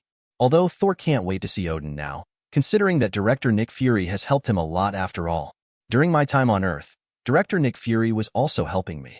And his lover Jane is still under the protection of S.H.I.E.L.D. After thinking about it, Thor decided to give Fury some face. See what exactly Fury wants to do. Hearing that Thor had already said this, Fury also understood that he had to make a decision as soon as possible. Otherwise, if you continue like this, you will really miss your chance. I want to go with you to meet God King Odin. What? Fury, what the hell are you trying to do? Fury's words immediately stunned everyone. Especially Captain America questioned Fury directly. But Fury has already been prepared for this, so he just replied to Captain America with a flat face. Odin, as the Nordic fascination, the king of Asgard. Since we SHILD know the news of his impending arrival, we should go to represent mankind. It is right to welcome this friend of the earth. Should it be said that he really deserves to be from the beautiful country? With Fury's words, he directly turned himself into a human being, and even a representative of the earth. Hearing his words, Captain America didn't know for a while that he should refute Fury, and he really didn't know Fury. For what purpose did the group decide to go to meet him? Are you really going to see my father? Thor didn't think so much, and in his opinion, Fury's reason was reasonable. Just considering his father's character, Thor still warmly reminded Fury. But obviously Fury didn't care about Thor's reminder, and nodded with a serious face. I'm sure. I can't wait to meet this great god king. In order to fight against the Foundation, the current Fury has no time to think about so many things. He just wants to meet Odin as soon as possible, and then convince Odin to be his ally. Only then will he have the chance to lead SHILD, to defeat the Foundation and regain their SHILD status. Okay then. Seeing Fury's insistence, Thor hesitated for a while, and finally nodded in agreement. Director Nick Fury, watch out. Thor grabbed Fury's shoulder directly, and then flew straight into the sky, flying out of the sky. But looking at this scene, the expressions of Captain America and Tony on the ground gradually turned cold. Hey, Antique, do you think Fury really want to say hello to Odin? Contempt and disdain were evident on Tony's face. He definitely wouldn't believe that Fury was really there to say hello, to host some Odin, to express his friendship with humans. It's time for SHILD to find a new ally. Captain America spoke with a somewhat heavy tone. He actually knew exactly what Fury was up to. It's just because of the powerful power of Odin and Asgard. So they want to rely on their power to defeat the Foundation, that's all. But if only it were that simple. For some reason, Captain America always feels that there is a conspiracy behind this incident. I never believed in Fury from the very beginning. In my opinion, Fury is no different from those old men in the Parliament. They are just a group of guys who do anything for their own interests.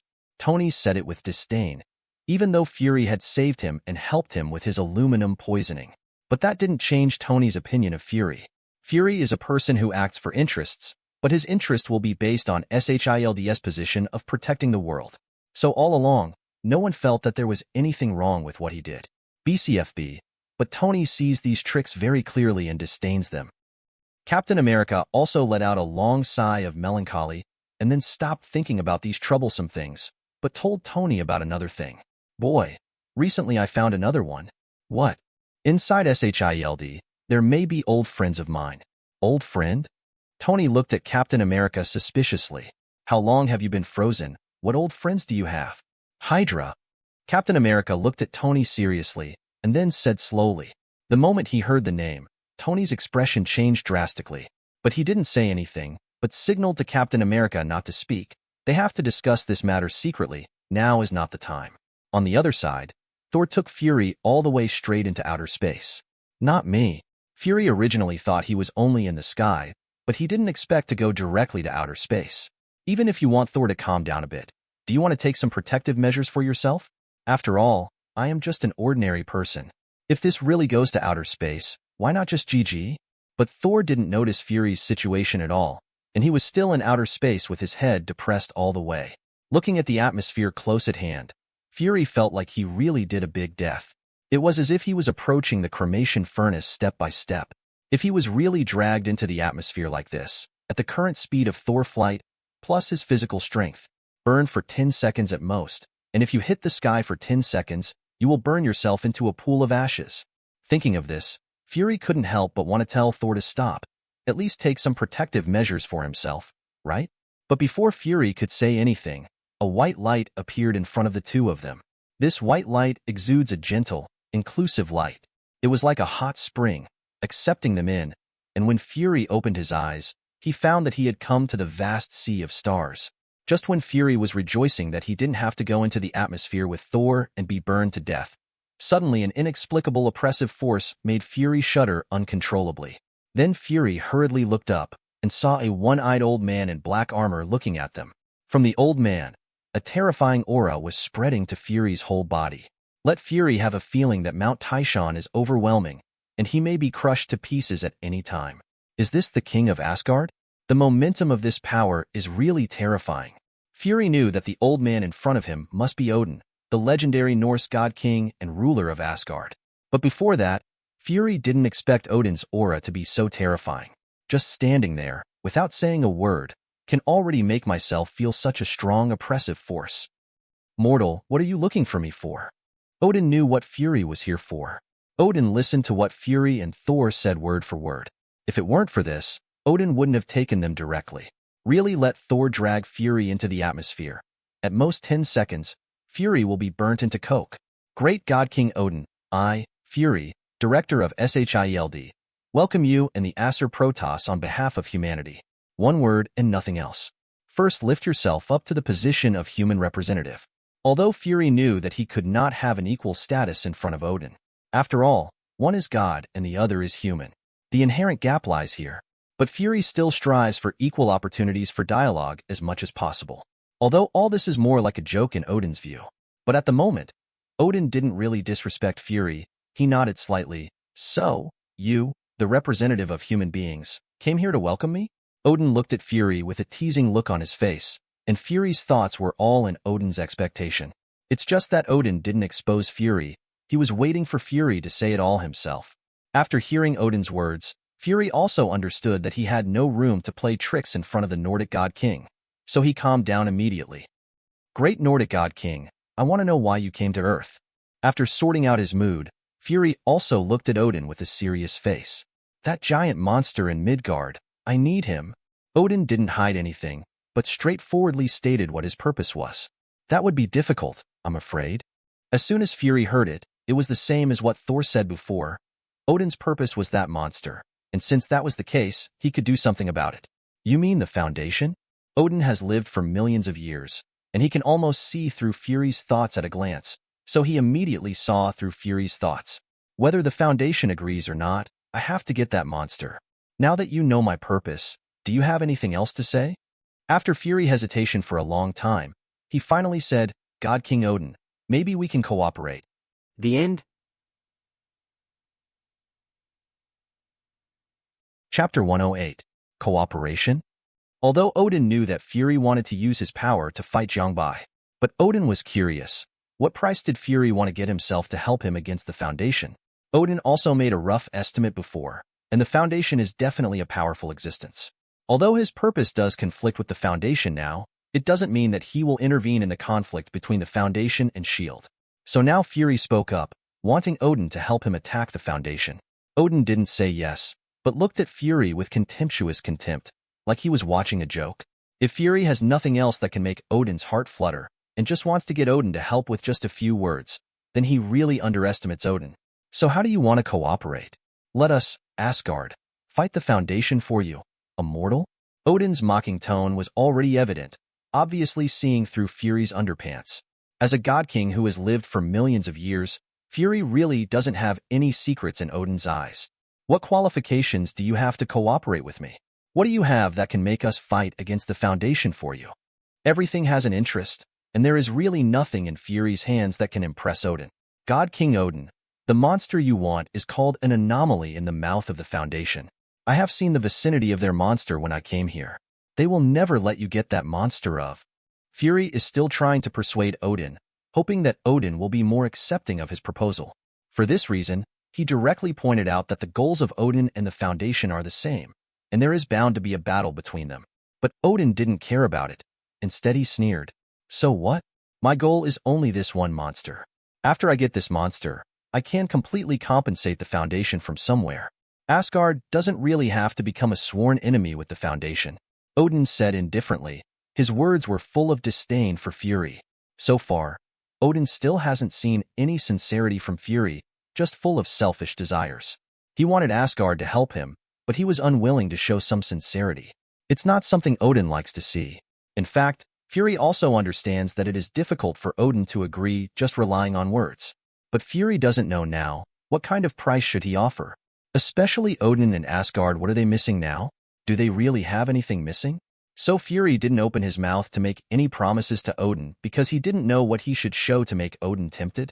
Haven't figured it out yet? Odin watched Fury with interest, teasing in his eyes. He is like a spectator, watching a joker's funny performance. And Fury is that joker, a joker full of jokes? Fury looked at Odin's expression full of contempt and smile, although he was a little displeased, but there was nothing he could do. After all, what he has to face now is the Nordic god king, the king of the entire Asgard. Facing such an existence, Fury naturally did not dare to show any displeasure or other emotions, and could only face Odin with a smile. What if I am? After hesitation for a long time, Fury finally realized that the only whole card he could use was the whole card in his hand. Captain Marvel. Fury is by far the most powerful being known. But after hearing Fury's words, Odin laughed, and laughing loudly, as if mocking Fury's ignorance. What's wrong? Fury looked at Odin with a puzzled face, wondering what was so funny about what he said. Why is Odin smiling so happily? But Odin just waved his hand and said slowly, "It seems that you still don't know enough about the Foundation." Still not enough? What do you mean? Fury was startled suddenly. He was able to make the dignified god king say such words. What cards does the Foundation have? Fury's face was full of doubts and incomprehensions at the moment, as well as the deep fear hidden in his heart. Previously, Fury had always believed that the Foundation was a hidden organization, but this time it was only because of luck that he discovered the existence of the Foundation. Then along the Foundation, many dangerous existences were discovered, and these existences may be the culprits of some incidents that have not been investigated clearly before. It's just that the Foundation has already contained these existences before their SHIELD investigated them, so these cases have become unsolved cases. But listening to Odin now, it seems that things are not so simple. The Foundation is not as simple as you think. Cooperating with you SHIELD will not benefit us Asgard at all, but for Thor's sake, I won't make things difficult for you. Go back? As Odin said, he raised his hand and sent Fury away directly. Please wait a moment, I still have a bottom. Fury also wants to show his whole cards and convince Odin that he has enough strength to fight against the Foundation with Odin, and even get rid of the Foundation. But Odin didn't want to listen to Fury's words at all, and directly drove Fury out of here. When Fury disappeared, Odin turned to Thor. Thor, I suppose you know? My time is running out. Odin looked at Thor and said very plainly. Thor heard the words. Although there was a little worry on his face, he finally nodded. It's no secret that Odin is dying of old age. Almost all of Asgard knew about it. Thor is actually very worried about this, because Odin is his father. Thor has always respected Odin very much. If one day Odin really dies, Thor will definitely not be able to accept this blow. Father, I believe you will find a way to prolong your life. You are the king of Asgard. You will. I have found it. Thor was still speaking impassionately, looking very excited. But when he heard this, he suddenly became stuck, looking at Odin with a dull face. Father, what did you say? The lifespan of the Acer Protoss is limited, but at the same time, the divine power of the Acer Protoss will continue to increase with age. The older the Acer Protoss, their power will be stronger. Maybe this is the price of gaining power? So Thor was surprised when he heard Odin's words. He was educated since he was a child that the lifespan of the Acer Protoss is irreversible. This is the price of pursuing power, and it is also the basis for Odin to conquer the 9 realms. But now Odin says he has a way, which is like telling Thor that all the things he learned as a child were just a joke. I found a way to prolong life. Odin still spoke with a serious face, and behind Odin at this moment, many Thor's acquaintances were also rushing over, such as Heimdall, Valkyrie, and other Asgard gods. They also all came behind Odin, and each of them was fully armed. Looking at this scene, Thor's face showed surprise. It was at this moment that he understood a little bit what the so-called method in Odin's mouth was. Father, do you want to use the life of that monster to fill up the life you lost? Father? The reason why Odin is dying is because Odin's life energy is still almost lost. If you can transfer other people's life energy to Odin, then Odin can continue to survive. But Odin is too powerful. He is an existence that can affect the entire multi-universe. In terms of strength, Odin may not be as good as the 5 abstract concepts, but it is also stronger than Thanos. Whether it is those Hell Lords or the gods of the God group, it is not necessarily possible to say that Odin can definitely be defeated. So it is almost impossible to use other people's life energy to fill Odin's lost life energy. But this Leviathan that appeared on Earth is an exception. It might not be as powerful as Odin, but it's definitely not weak either. And its life energy is sufficient enough, even a little too much. A lifespan that is almost the same as that of the Earth is scary enough, But it is not only that. It seems that time is completely meaningless to Leviathan. This can already be seen from his deep sleep. Leviathan has been sleeping since the Cambrian period until now, and has absolutely no intention of waking up. This alone is enough to prove how long Leviathan's lifespan is. So using the life energy of Leviathan can definitely make up for the life force lost by Odin. Coupled with the Acer Protoss, the older you are, the stronger this characteristic. Maybe Odin can really touch the level of the 5 abstract concepts and become the greatest god king in the history of the Acer Protoss. Although the current Odin is actually the greatest god king. That's right. Odin nodded, and a trident also appeared in Odin's hand. This is my only chance. At this moment, Odin once again showed his demeanor as the king of Asgard. He is qualified as the conqueror of the 9 realms, the nominal supreme ruler of the 9 universes. Both armor and weapons have appeared in Odin's hands. After resting in Odin's sleep, Odin's power at this moment has also been adjusted to the most perfect stage. Now is the time when Odin is the strongest and most terrifying. Thor is also considered a fighter, but when facing Odin, he only feels a burst of fear. It was a kind of trembling and panic from the heart, and he also understands that now Odin has really entered the fighting state. Odin at the moment represents invincibility and absolute strength. Odin is the most admired by Thor, and the most powerful warrior in Asgard. Thor, you should also prepare. Odin picked up his trident, and his eyes fell on Leviathan. It's like a hungry ghost seeing a peerless beauty naked all over. Eyes full of possessiveness. Now, it's time to act. As the trident slowly fell from Odin's hand, Thor and the other gods immediately set off and rushed down, heading straight for Leviathan to kill. On Leviathan's back, Jiang Bai was looking at the man who landed with Ancient One. Yowank, ever since the archipelago under their feet was the monster they were looking for, they fell into deep panic. He really didn't know how to shoot such a monster, and he also thought of another question. What would be the result if this monster continued to move? These things just flashed in Yowank's mind, which already made Yowank full of fear. If it was just an ordinary monster, maybe Yowank wouldn't be too scared. But Leviathan, such a huge amount of existence, is simply beyond Yowank's understanding. So Yowank is eager to leave here and wants to bring this news back. So he came to the small island where Jiang Bai and the others were located, and wanted to ask Jiang Bai and the others to bring him and the news back. But who knows? Jiang Bai and the others caught him as soon as he landed on the island. Sir, what I said is true. This archipelago is really a monster. We must bring the news back and let the parliament prepare as soon as possible, otherwise something will happen. Yowank spoke to Jiang Bai very excitedly, hoping that Jiang Bai would believe his words. But Jiang Bai just looked at Yowank with a smile on his face. When did I say I won't believe you anymore? Yowank was taken aback by Jiang Bai's rhetorical question, then looked left and right at the 2 people who were blocking him, and then looked at Jiang Bai again, as if he would say it's not obvious. But Jiang Bai knew what to say about this, but changed the subject. I already know what's going on here, and I'm here to deal with it, you. Before Jiang Bai finished speaking, he immediately looked up at the sky.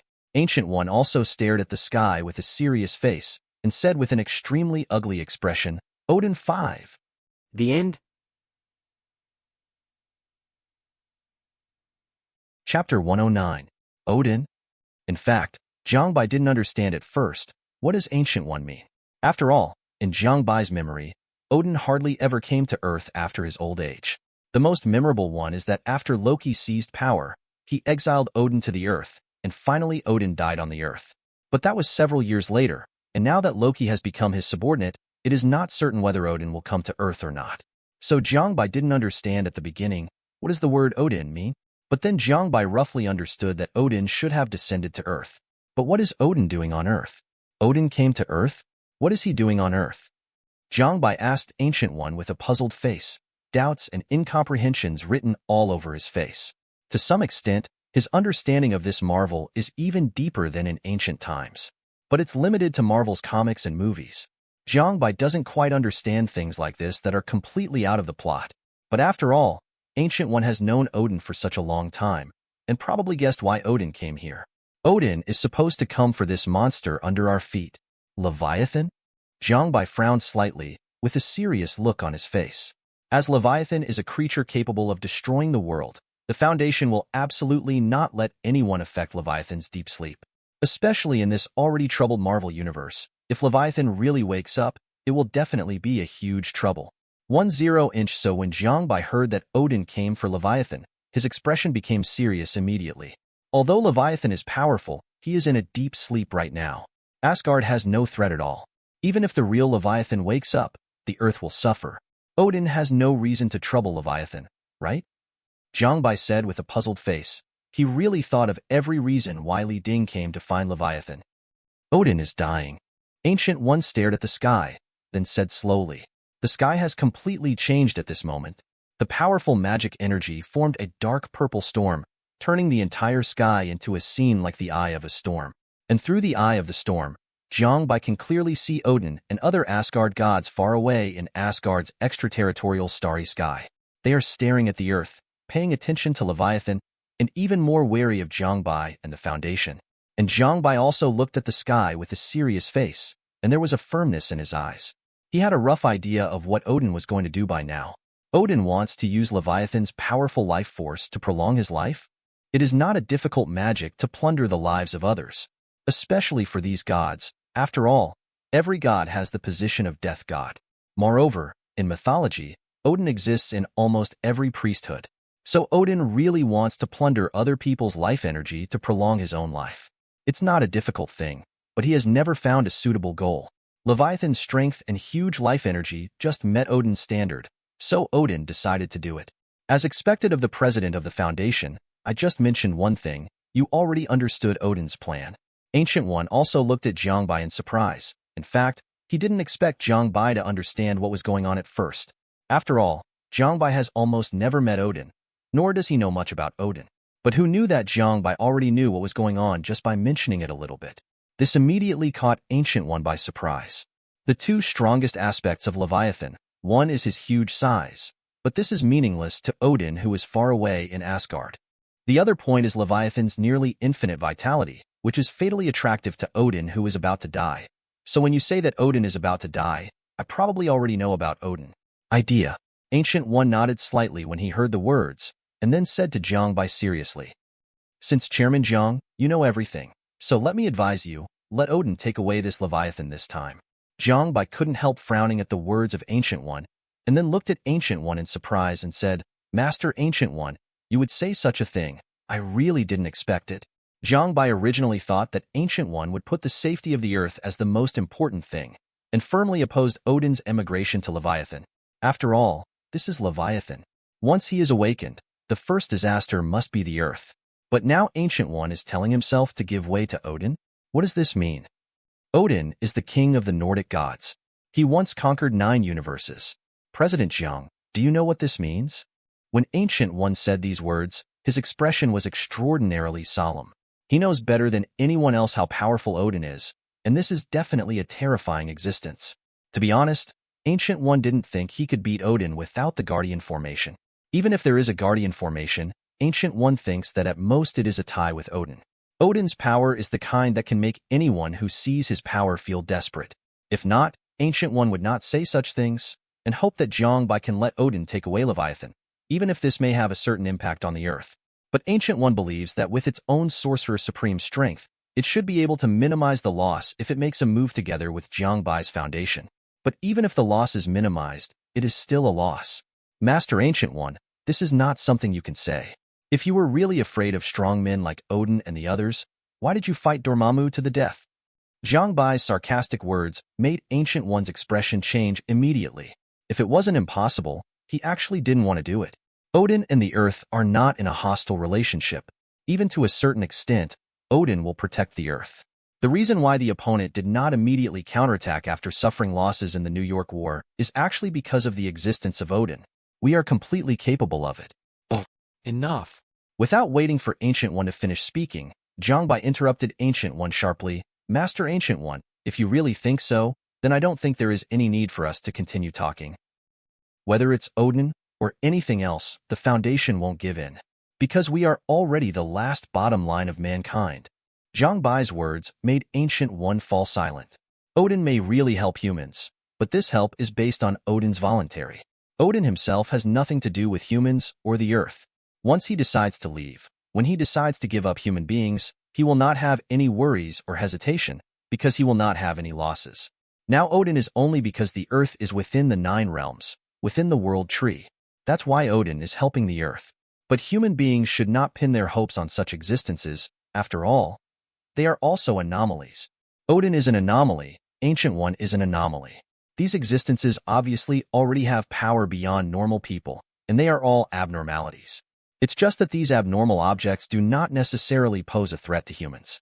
Just like Cain and the Itchy Monster, they both exist to help humans, and it can be said that they help humans without asking for anything in return. In addition, there are many mobile task forces of the Foundation. They are actually anomalies in nature, such as reincarnation and the Red Right Hand under Jiang Bai's command. Their strength has already surpassed the limits of normal humans, and they can use some special powers, so there is no problem calling them abnormal. But they are also protecting humans, ensuring that humans will not be threatened by other monsters. Therefore, the Foundation's attitude towards such abnormal objects is still very tolerant. But things are obviously different now. If Odin was still a friendly and cooperative anomaly in the eyes of the Foundation before that, then in the eyes of the Foundation now, Odin is a huge amount of danger. The other party wants to release Leviathan, which has already conflicted with the Foundation's philosophy and essence. So it's impossible for the Foundation to let Odin do this. The power of Odin. Ancient One looked at Jiang Bai, not only for some reason, but also wanted to remind Jiang Bai, but the words were swallowed back. Forget it, since President Jiang, you have already said this. If I say something disappointing, I am really ignorant. Although Ancient One has been talking about Odin's strength, Jiang Bai can also see it. Ancient One actually wanted to stop Odin. It was only after considering that stopping Odin may cause more serious losses to the Earth that he chose to back down. But now Jiang Bai's words immediately made the fire in Ancient One's heart rise. He wants to stop Odin, and he has to stop Odin. Once Odin really takes Leviathan away, it is equivalent to digging out a continent directly from the Earth. No one can tell how huge amounts of natural disasters this will cause. So Ancient One must stand up now and stop Odin.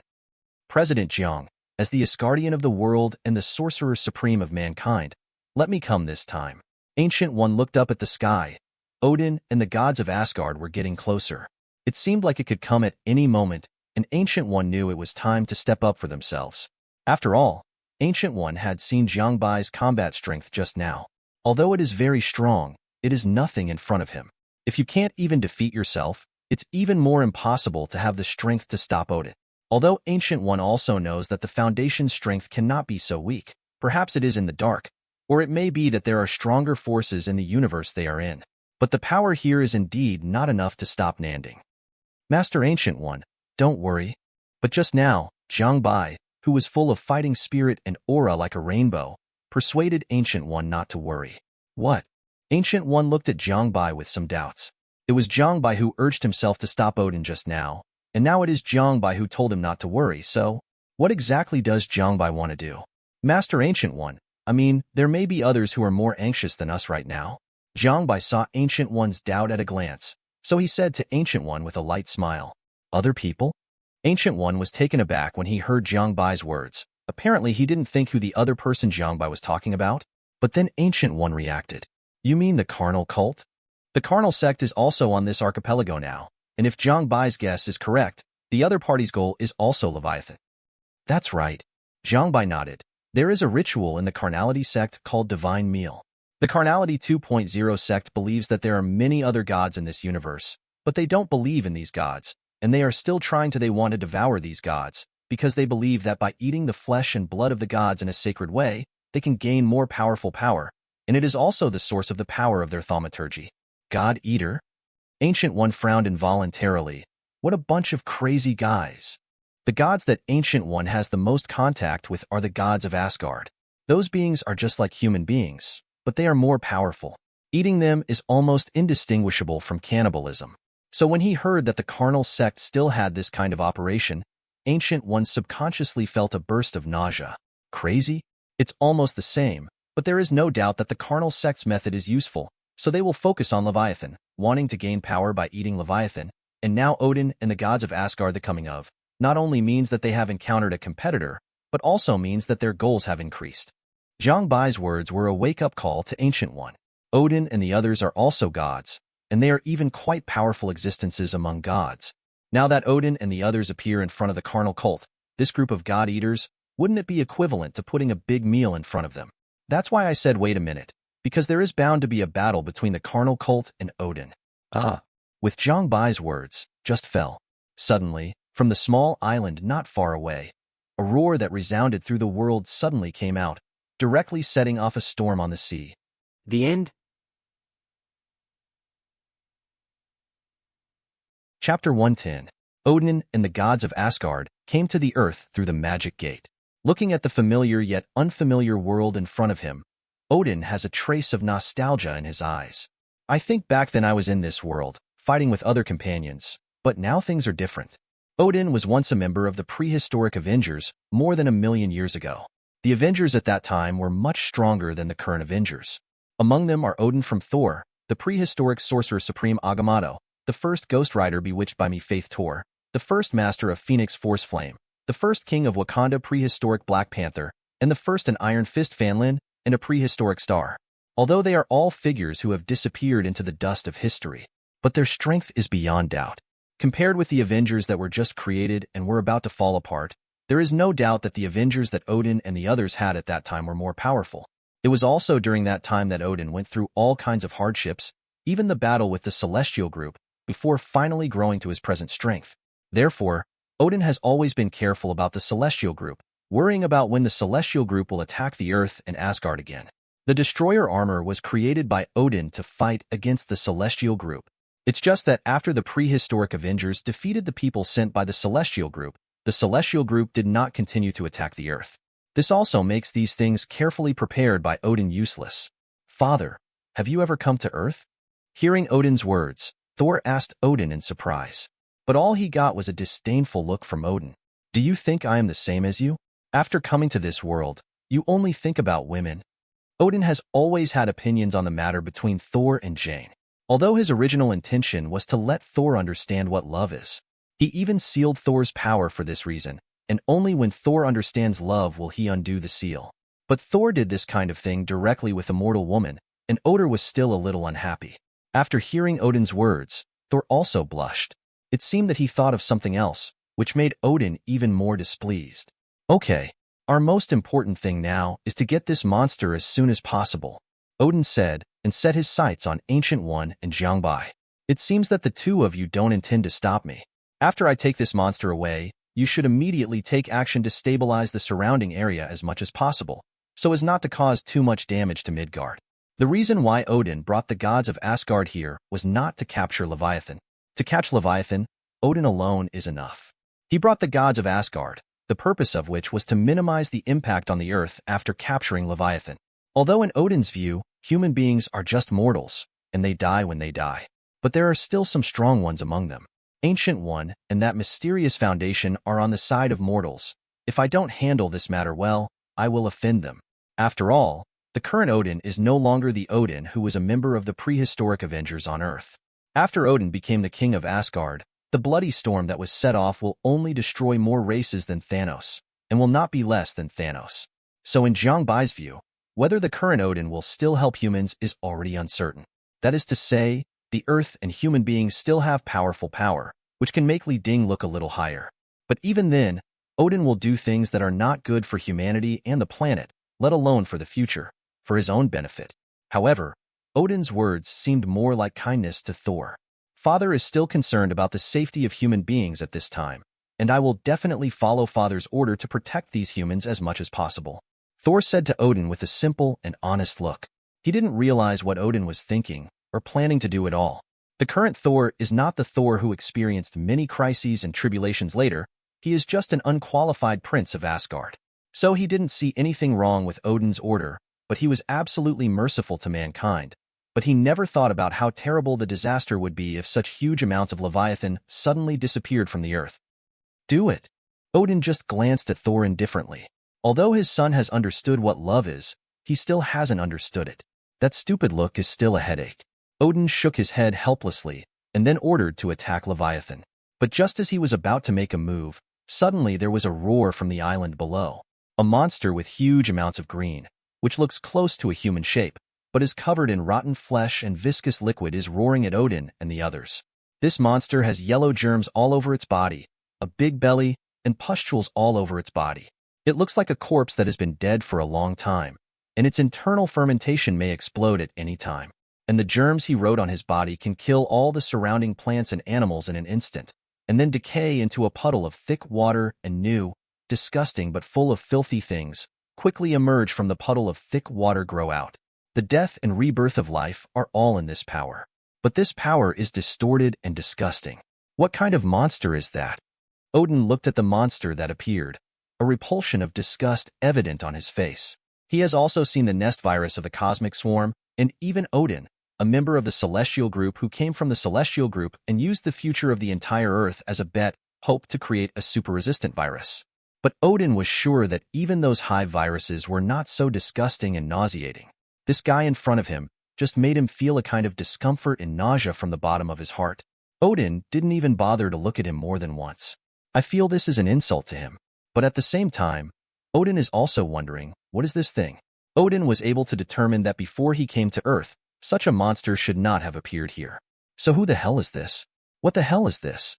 While Odin was confronting this disgusting monster, the carnal sect on the island on Leviathan's back was also actively acting.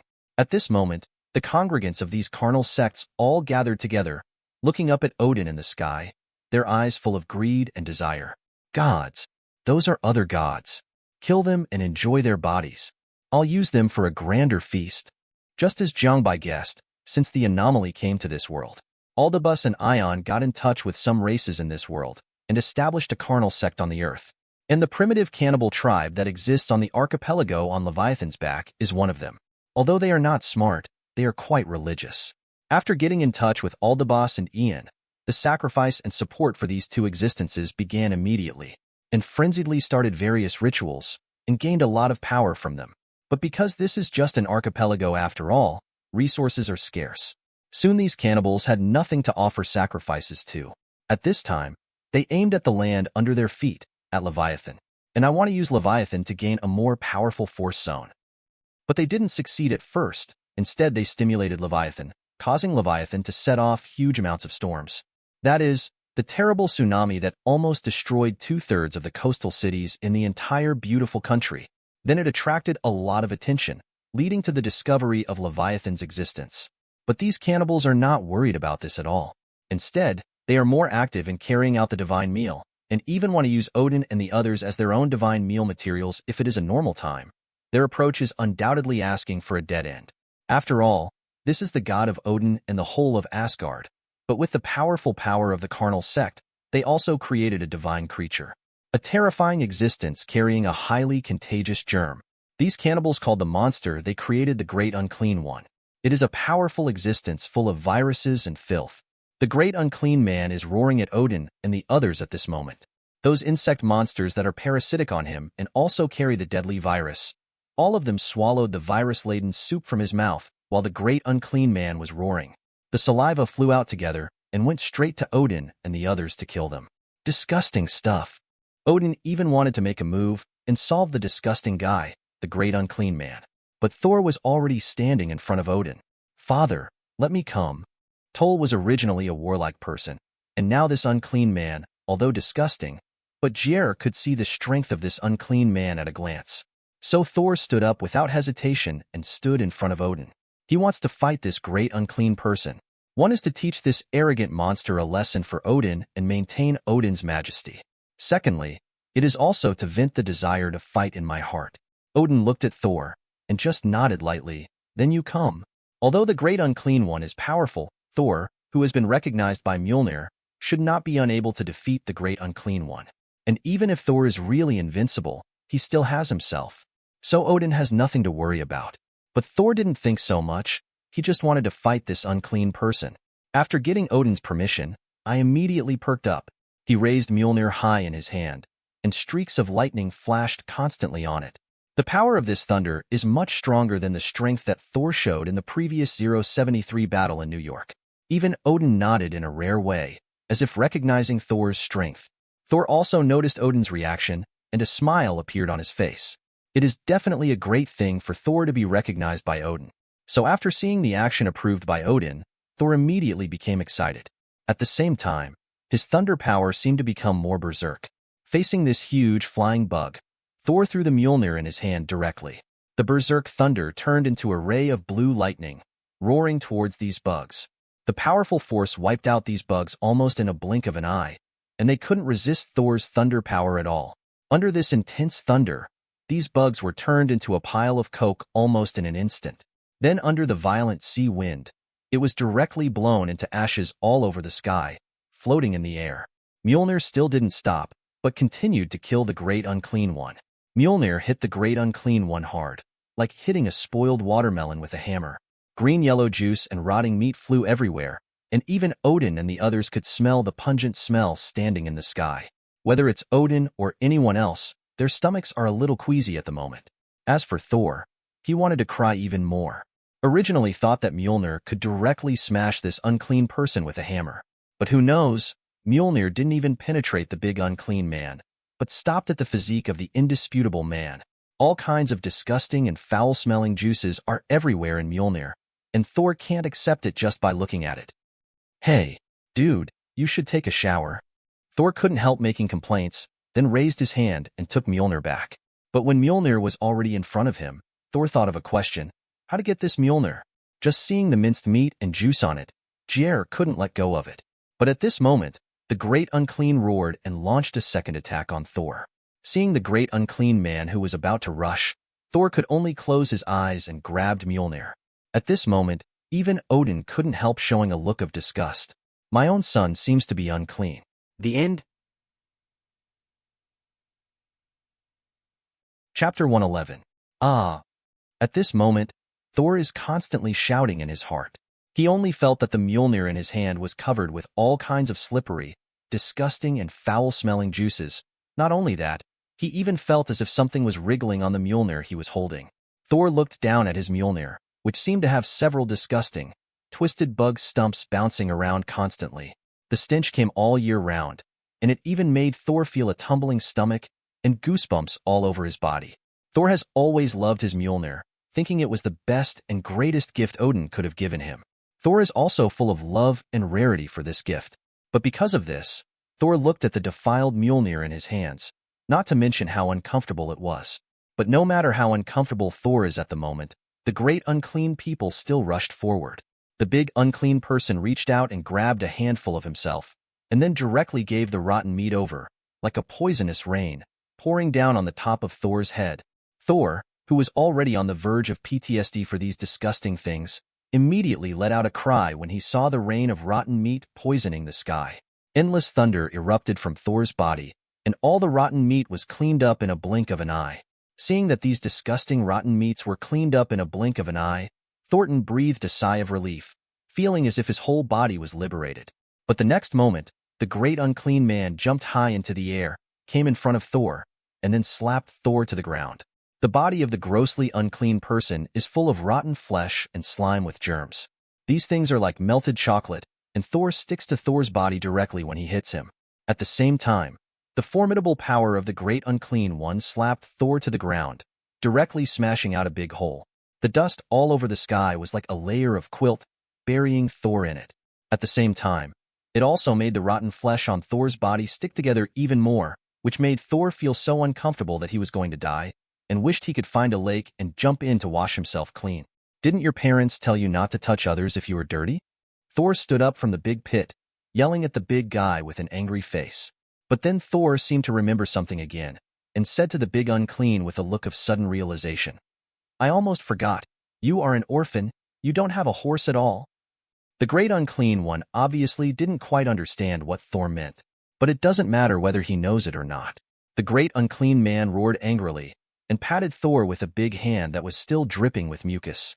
But this time, because of the unclean did not hit Thor. Instead, it was blocked by endless thunder. His attacking hand towards Thor was intercepted by the thunder emanating from Thor's body while he was still some distance away from Thor. The powerful thunder constantly blocked the next attack of the unclean man, tightly controlled the unclean man, so that the attack of the unclean man could not approach him. Odin looked at Thor in surprise. This was the first time he saw Thor like this. But then Odin showed a satisfied look on his face again, because Thor's appearance at this moment also represented that Thor was completely angry. Thor's power doesn't have to be at its strongest when he is angry, but now Thor can only reach his current limit when he is angry. Although Odin has been a little disappointed with Thor, he wants to be the king of Asgard forever. But it would be a good thing if Thor could live up to his expectations. After all, which parent doesn't want their son to become better? Heimdall and the others looked at Thor's appearance and nodded slightly. They also believe that the current Thor is stronger than before, and maybe the current Thor still has a chance to defeat the Great Unclean.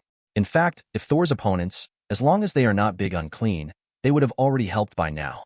But because they are big unclean people, they really can't do it. After all, the battle between Thor and the Great Unclean just now had already made their hair stand on end. After being a god for so many years, the gods of Asgard have long been accustomed to this kind of pampered life. Let them fight. Let them seek glory and freedom. Maybe they can do it, but they can't do it at all if they are asked to fight against the gross unclean person, this disgusting battle. Because this is really disgusting, they will feel that they have been defiled just by being close to the big unclean, and only a fighting madman like Thor is willing to fight the big unclean. And even Thor, doesn't he look like he's going to die now? So they would rather watch Thor fight the Great Unclean, but they are not willing to help Thor, because it is too disgusting. You disgusting thing. I already told you that you are not going to come near me. Thor broke out completely, although he had already overestimated his endurance limit enough. But facing the extremely disgusting existence of the Great Unclean One, he really couldn't bear it, especially when he thinks that the battle between himself and the Great Unclean One has made him what he is now. If it weren't for being a member of the Acer Protoss, he would be able to resist most diseases. The moment these rotten meat and mucus with germs come into contact with him, these viruses will take root and sprout in his body, using his body as a breeding ground for viruses, constantly cultivating more viruses. So when he felt these disgusting things in himself, Thor really wanted to die. Definitely before dying, Thor has one more goal. Then drag this damned unclean person to hell with him. The Great Unclean Man uttered an inexplicable and strange cry, as if mocking Thor. At the same time, the power of the Great Unclean One is getting stronger and stronger, and the powerful force is even oppressing these thunders surrounding Thor little by little. Seeing this scene, Tolton, who originally wanted to say a few harsh words to pave the way for his emotions, frowned. There was a nervous expression on his face. He didn't want to be touched even once by the big soft hand of the indisputable one. Therefore, when he noticed the movement of the Great Unclean Man, Thor immediately roared. Immediately, the thunder all around suddenly erupted, like a storm, enveloping the Great Unclean One. Constantly thunderbolts continuously landed on the body of the Great Unclean Man, splitting the carrion on his body into pieces of coke. But then the coke fell off the body of the greatly unclean person, revealing the newly grown carrion inside. It's true, you're totally beyond comprehension. Why is the new growth rotten? Isn't this supposed to be dead? But in the understanding of carnal sex, carrion is the breeding ground for viruses and bacteria and the basis for starting a new life. After any life dies, it will be absorbed by nature and used to raise a new life. This is the law of nature, and it is also the teaching of the carnality sect. It's just that the carnality sect believes in this kind of distortion more, and mutation can no longer be called a strange existence of life. At the same time, this kind of thing can only be accepted by the sensualists. When most people face this kind of thing, they have already completely collapsed. They can't accept that they have been facing this disgusting thing. Thor, for example, is a good example. Watching the pieces of flesh destroyed by the thunder on the Great Unclean Man fall to the ground, and then grow more carrion. This scene really makes Thor hold back his stomach all the time. That overwhelming feeling of vomiting is fighting against the Great Unclean. Soon the Great Unclean seems to have adapted to Thor's attack on him, and now the damage caused by Thor's thunder to the Great Unclean is constantly decreasing. And these damages are not suitable for the huge amounts of body size of the Great Unclean. It is also useless. Looking at this scene, Thor really went crazy. But at the same time, his anger also accumulated to a peak. Zizizi. The electric arc continuously flashed across Thor's body, evaporating all the mucus on his body, and at the same time cleaning up the mucus and rotten flesh stained on Mjolnir. In just a blink of an eye, there was no more mucus on Thor's body. But the dust is like a thin layer of cocoon, wrapping Thor inside. At a glance, Thor is like a clay sculpture at the moment. But the lightning flashing around Thor's body became stronger and stronger. Even the sky has become overcast with Thor's power, and thunders flicker constantly in the sea, like giant pythons dancing wildly in the clouds. The Great Unclean Man didn't care about Thor's changes at the moment, but was sprinting towards Thor at a speed that didn't match his huge amounts of body, and leaped high and opened his arms. Yipping wanted to use his own body. The soft chest hugged Thor like a hug. Hey, watching this scene, Odin, and the gods of Asgard all showed expressions of disgust. If the greatly unclean person really embraces them like this, they will definitely use all their strength to attack the greatly unclean person frantically, trying to keep the greatly unclean person away from them as much as possible. Because this is really disgusting. But who knows? I didn't move at all in the face of this scene. If it wasn't for the thunder that fell around his body, proving that Thor was still awake, everyone probably thought that he couldn't accept the viciousness of the great unclean and fainted to death. However, the great unclean man is still constantly rushing towards Thor, seeing that the great unclean man is about to rush to Thor. Everyone's eyes widen, looking at this scene with apprehension. If Thor is really hugged by the great unclean, let alone whether Thor will die under the terrifying force of the great unclean. Just the smell of the great unclean person is enough to make them feel suffocated. Physical suffocation. Because no one wants to breathe the same air as the great unclean one, right? Although there were still constant thunderbolts falling beside Thor at this moment, the unclean people who had already developed resistance to these thunderbolts ignored these thunderbolts and rushed straight at Thor. It seems that he wants to crush Thor directly to death. But when the great unclean man got closer to Thor, suddenly the layer of soil that had been dried by the thunder suddenly fell off piece by piece. The filthy things that had stuck to Thor's body were completely cleaned up at this time. At the moment, it's all about washing. Took a shower, cleaned up his body well. At the same time, the more powerful Thor's power also erupted from Thor's body. At this moment, Thor's eyes have turned into a dark blue like energy, and the majestic thunder power is in his eyes. The blood rushes through. Seeing the great unclean person who had rushed in front of him, Thor could no longer suppress the anger in his heart, let out a roar, and then raised Mjolnir. Even if it was a heavy hammer, it hit the great unclean person. That berserk power and ferocious aura overwhelmed the great uncleanness in an instant. Violently smashed down the huge amounts of body of the great unclean man. Boom! With a loud noise, the juice and sticky carrion, like blooming, flew all over the sky. The stench and various strange smells on the ground soared into the sky. Thor retracted Mjolnir and heaved a sigh of relief looking at the indisputable who had turned into a puddle of mud on the ground. The violent power in the body is also gradually fading. But just when Thor wanted to breathe a sigh of relief, the mud on the ground began to squirm again, as if trying to gather again. Seeing this scene, Thor immediately wanted to kill the great unclean person completely. But a group of blazing flames had already destroyed the great unclean one first. The great unclean person that Thor had fought for a long time before was not resolved. Under the flames, he didn't even persist for a minute, and he died so badly that he couldn't die anymore. Odin finally made a move. Act immediately. Take this monster away as soon as possible. The end. Chapter 112. Should I say that it is indeed Odin? Jiang Bai has been watching the battle not far away.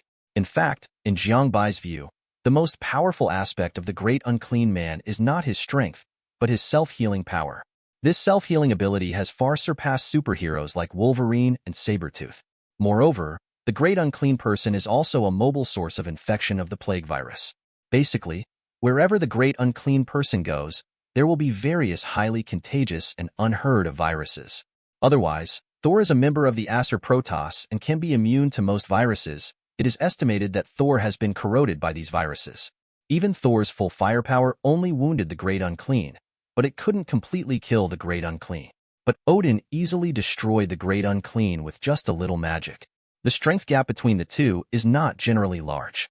Yeah, Odin is one of the strongest beings even in the Heavenly Father Council. Ancient One nodded slightly when he heard Jiang Bai's words. There was a hint of worry and uneasiness in his tone. Odin's mighty Ancient One is arguably one of the most understanding humans. As a level god father like Odin, Ancient One is quite convinced that even if he disregards the erosion of dark energy and fights Odin with all his strength, and coupled with the Guardian formation, he can only resist Odin at best. And this resistance still has a time limit. When will the dark energy completely swallow him up, and when will Li Gong be able to defeat him? That is to say, if Ancient One really wanted to fight Odin, he would almost certainly die unless he risked his life. It is precisely because of this that Gu initially persuaded Jiang Bai not to be an enemy of Odin, but Jiang Bai ignored it and still went his own way. They even succeeded in persuading Ancient One in turn and decided to fight against Odin together. President Jiang, does the carnal sect you mentioned earlier only have these strengths? If that's all it is, it won't be able to consume Odin's strength. Ancient One originally heard Jiang Bai say that he would sit on the mountain and watch the tiger fight, but thought that the carnality sect had some powerful means. That's all. 237 facing Odin, the carnal sect was almost powerless to fight back. At best, it was barely forcing Odin to make a move. If the carnal cult has nothing else to do, then it's their turn. Although the carnal sect is powerful, the people on this archipelago are just a group of natives who have gained the power of the carnal sect and have seen Aldabas or the great magician Ion's revelation. They can make Odin take action, which is already very satisfying to me. In fact, Jiang Bai knew early on that the carnal sect would definitely not be able to stop Odin and the others. After all, this is the king of gods who can conquer the 9 universes. Thanos dare not act rashly if he is the ultimate villain in the current scene of even the Marvel Universe. He can only send his younger brothers to the Earth to die. Because of this, Jiang Bai felt that it would be pretty good if the carnal sect branch on this archipelago could force Odin to take action. As for the real loss of both the carnal cult and Odin, this is really unrealistic. After hearing Jiang Bai's words, Ancient One couldn't help being silent for a moment. Jiang Bai's straightforward words made Ancient One wonder how to answer Jiang Bai, but then Ancient One stopped thinking about these irrelevant things. President Jiang, since the carnality sect is useless now, let me do it first. Ancient One looked at Jiang Bai seriously. After all, I have obtained so much information from you. Chairman Jiang, now is the time to express it. But then Ancient One changed the subject again. But President Jiang, I still want to remind President Jiang that if your foundation does not currently have any existence that can confront Odin, then please ask your foundation to leave now and prepare for the aftermath after Leviathan is taken away. In fact, Ancient One is not only chatting with Jiang Bai during this time, but also confirming whether Jiang Bai's foundation can really defeat Odin. But the result is also obvious. Ancient One has not seen any existence with the strength of level Godfather in the foundation. Although Ancient One admired the foundation's behavior style, it intentionally did not want to see the foundation pay the price in blood due to impulse. Say, Odin is too powerful and anyone who faces Odin must be prepared to die. Even the existence of the same level Godfather as him. During these years of war, there are many level Godfathers killed by Odin. Otherwise, Odin would not be one of the heads of the Heavenly Father Council in the end. You want to fight those gods in the sky? Originally, he was just an ordinary passerby looking for help, but after hearing the conversation between Jiang Bai and Ancient One, he couldn't bear it anymore. There are actually people who really want to fight those terrifying people in the sky? Especially just now Yuank has heard from the conversation between Jiang Bai and Ancient One that the old man in the sky is the legendary Nordic god King Odin, and the one who defeated the terrifying demon just now is Thor. These are real gods. How can mortals defeat gods? And he's still a god king. Originally Yuank didn't speak, but Jiang Bai almost ignored him. Now that Yuank has spoken, it is difficult for Jiang Bai not to notice him. It's very dangerous here now, you'd better stay away. As Jiang Bai spoke, he motioned for others to take Yuank away from here. After all, he is also an ordinary person and belongs to the Foundation's protection object. The Foundation will protect these people to the best of its ability. Wait a minute. Yuank wanted to say something, but Jiang Bai and the others were too quick to do it. He took Yuank away directly, without giving Yuank a chance to resist. After Yuank left, Jiang Bai turned to look at Ancient One. Master Ancient One, since you have already said this, I will not persuade you. However, Master Ancient One, as long as you feel that the dark energy in your body is getting out of control, stop immediately, and someone from the Foundation will naturally deal with Odin. The reason why Jiang Bai dared to challenge Odin was because of the more than 30,000 SAN value in his hands. Anomaly 343, False God, or God. A powerful reality bender with a universe-creating force field. He is one of the most powerful anomalies besides the Supreme Divinity. It is also Jiang Bai's biggest hole card so far. If it is really necessary, Jiang Bai will exchange 343 directly. Because the abnormal objects exchanged are basically in a state of containment, that is, they have already dealt with the Foundation in terms of settings. So as long as 343 appeared on the stage, he would definitely be on the side of the Foundation. Those who have already fought against Ancient One will definitely not be 343's opponents, and it will not be a problem at all to expel Odin by then. But the only thing that worries Jiang Bai is the SHIELD that Jiang Bai has always looked down upon. After all, in Fury's hands, there is still a Captain Marvel. Captain Marvel is basically an existence close to the level Godfather, and can be split 50-50 with Thanos before he got infinite gems. Once Fury really lost his mind, he called Captain Marvel over. Then 343 fights Odin. Maybe it is really possible to be caught by the Shield Mantis and the Oriole. So Jiang Bai feels that he still needs some preparations, which is one of the reasons why Jiang Bai agreed to let Ancient One make the first move. It's not yet the time for the Foundation to make a move. On the other side, the current SHIELD Captain America and Tony are confronting Fury. Director Nick Fury, I think you should give us a reasonable explanation. Both of them looked at Director Nick Fury with a serious face at the moment, with a hint of doubt and distrust in their expressions. Perhaps for any superhero, what just happened will make them doubt Fury. Obviously, it is an organization that protects justice and protects human beings. But trying to work with aliens is enough to make them suspicious of Fury. And most importantly, Odin and their purpose. Odin and the others came to Earth to take away Leviathan, but how much impact will taking Leviathan have on this world? It is impossible for Fury not to know this, but he is still seeking cooperation with Odin. Based on this alone, Captain America feels that Fury has begun to deviate from SHIELD's purpose of protecting justice and protecting mankind. But Fury also had his own opinion when faced with the questioning of the two. The most important foundation right now. None of us know exactly what the foundation is. We don't even know what kind of impact the foundation will have on this world. But Odin is different. He made it clear that he would protect the world and be able to communicate normally. This can be seen from Thor. They Asgard are indeed protecting the Earth, so compared to everything else it's an uncertain foundation. I think Odin and Asgard have more significance for communication and cooperation. Fury's words successfully made Captain America and Tony stare at him with puzzled expressions, with a bit of disbelief in their expressions. Director Nick Fury, do you know what you're talking about? Captain America questioned Fury even more unacceptably. In his opinion, these words of Fury are simply a lunatic. Odin and the others are trying to take away this huge creature under our feet, which will cause worldwide tsunamis, earthquakes, volcanic eruptions, and even continental plate collisions. Those ocean island countries are very likely to be completely wiped out. Even the mainland the country will also suffer serious losses. If Odin really protects the Earth and mankind, he will never do such a thing. Captain America has already made an estimate of the consequences of Leviathan being taken away, and for the accuracy of the data, it also asked Tony, a future scientist, to calculate. The final conclusion is the extinction of mankind. This result may be a bit exaggerated. After all, there are still many existences in this world who can contend with natural disasters, and these people may be able to protect some human beings. But judging from the results, even if some human beings can survive, it can't change that this is a catastrophe that destroys the world.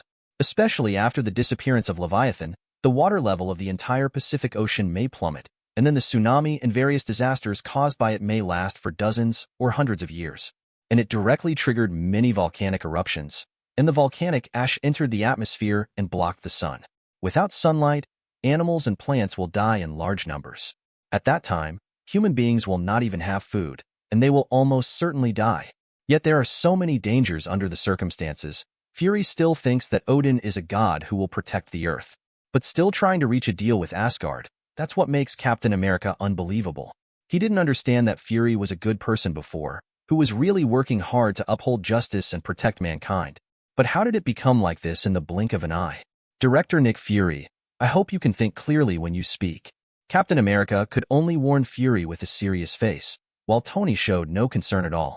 Because of the way he looked when he came back from Fury, he could already guess something. Director Nick Fury, you were rejected by Odin, weren't you? But it's true. An organization that is not an opponent of the Foundation at all, and has even fought against the Foundation for so long, but has not even figured out the details of the Foundation, rashly said if we want to cooperate and deal with the Foundation, no one will trust you, right? Tony's words were full of contempt for Fury. Hearing these words made Fury feel as uncomfortable as a needle P********K in his heart, but he had to admit that Tony was right. That's why he was rejected by Odin.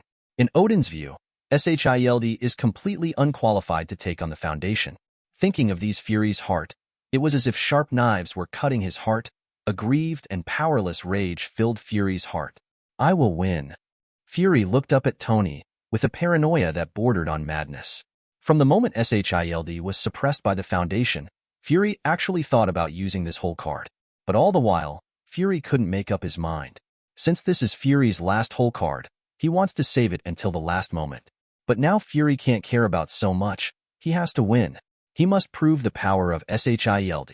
So he took out something like a pager, and pressed it without a trace of hesitation. This time, I will make both the Foundation and Odin regret it. The end? Chapter 113. Odin. Forcibly taking away Leviathan. What consequences will it cause? You don't know. Are you doing this to make me an enemy of you? After Odin solved the Great Unclean One, he planned to take Leviathan away. But who knows, Ancient One, who was just watching the fun just now, made a sudden move to block Odin at this moment. Looking at the Ancient One standing in front of him, Odin's expression also sank.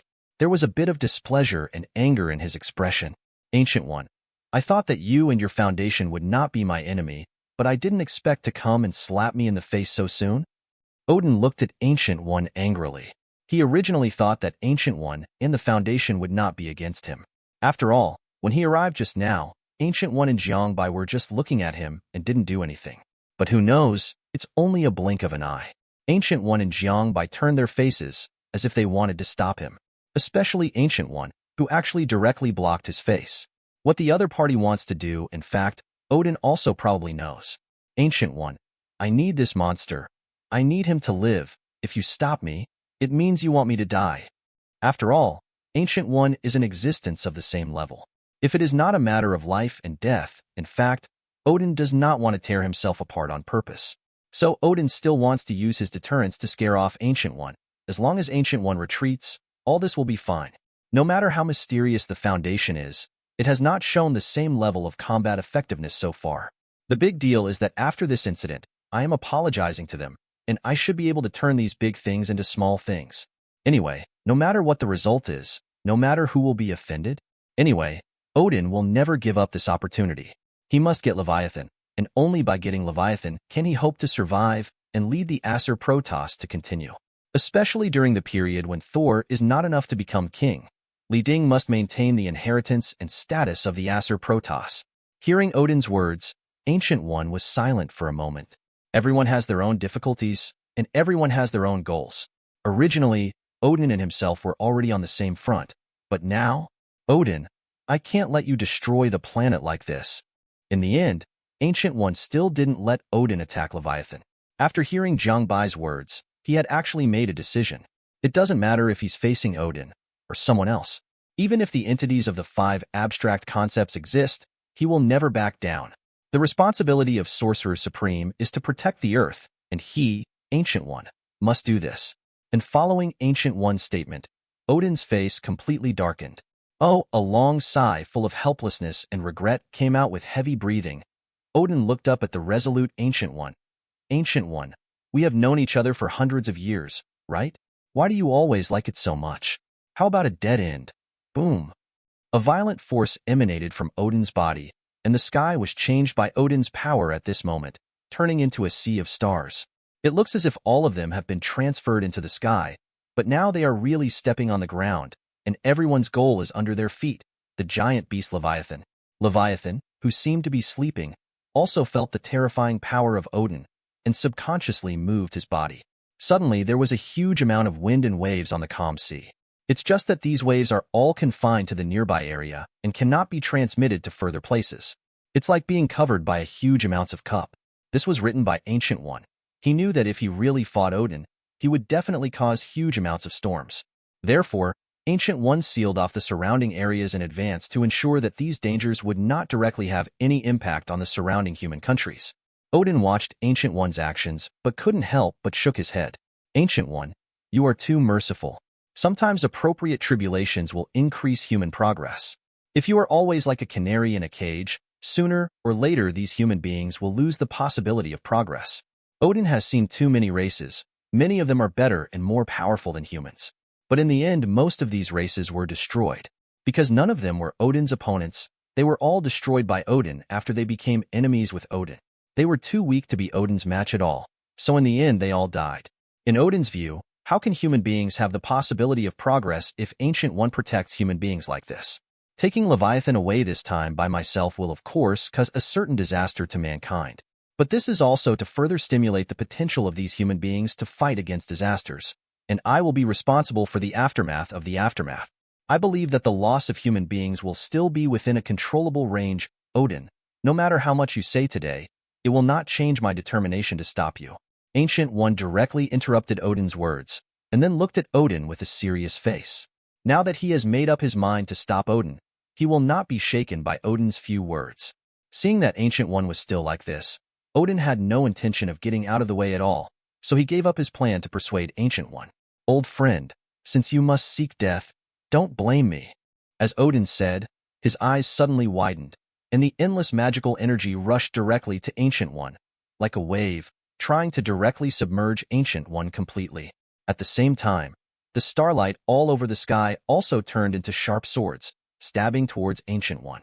At this moment, Odin's power as the king of Asgard was truly revealed.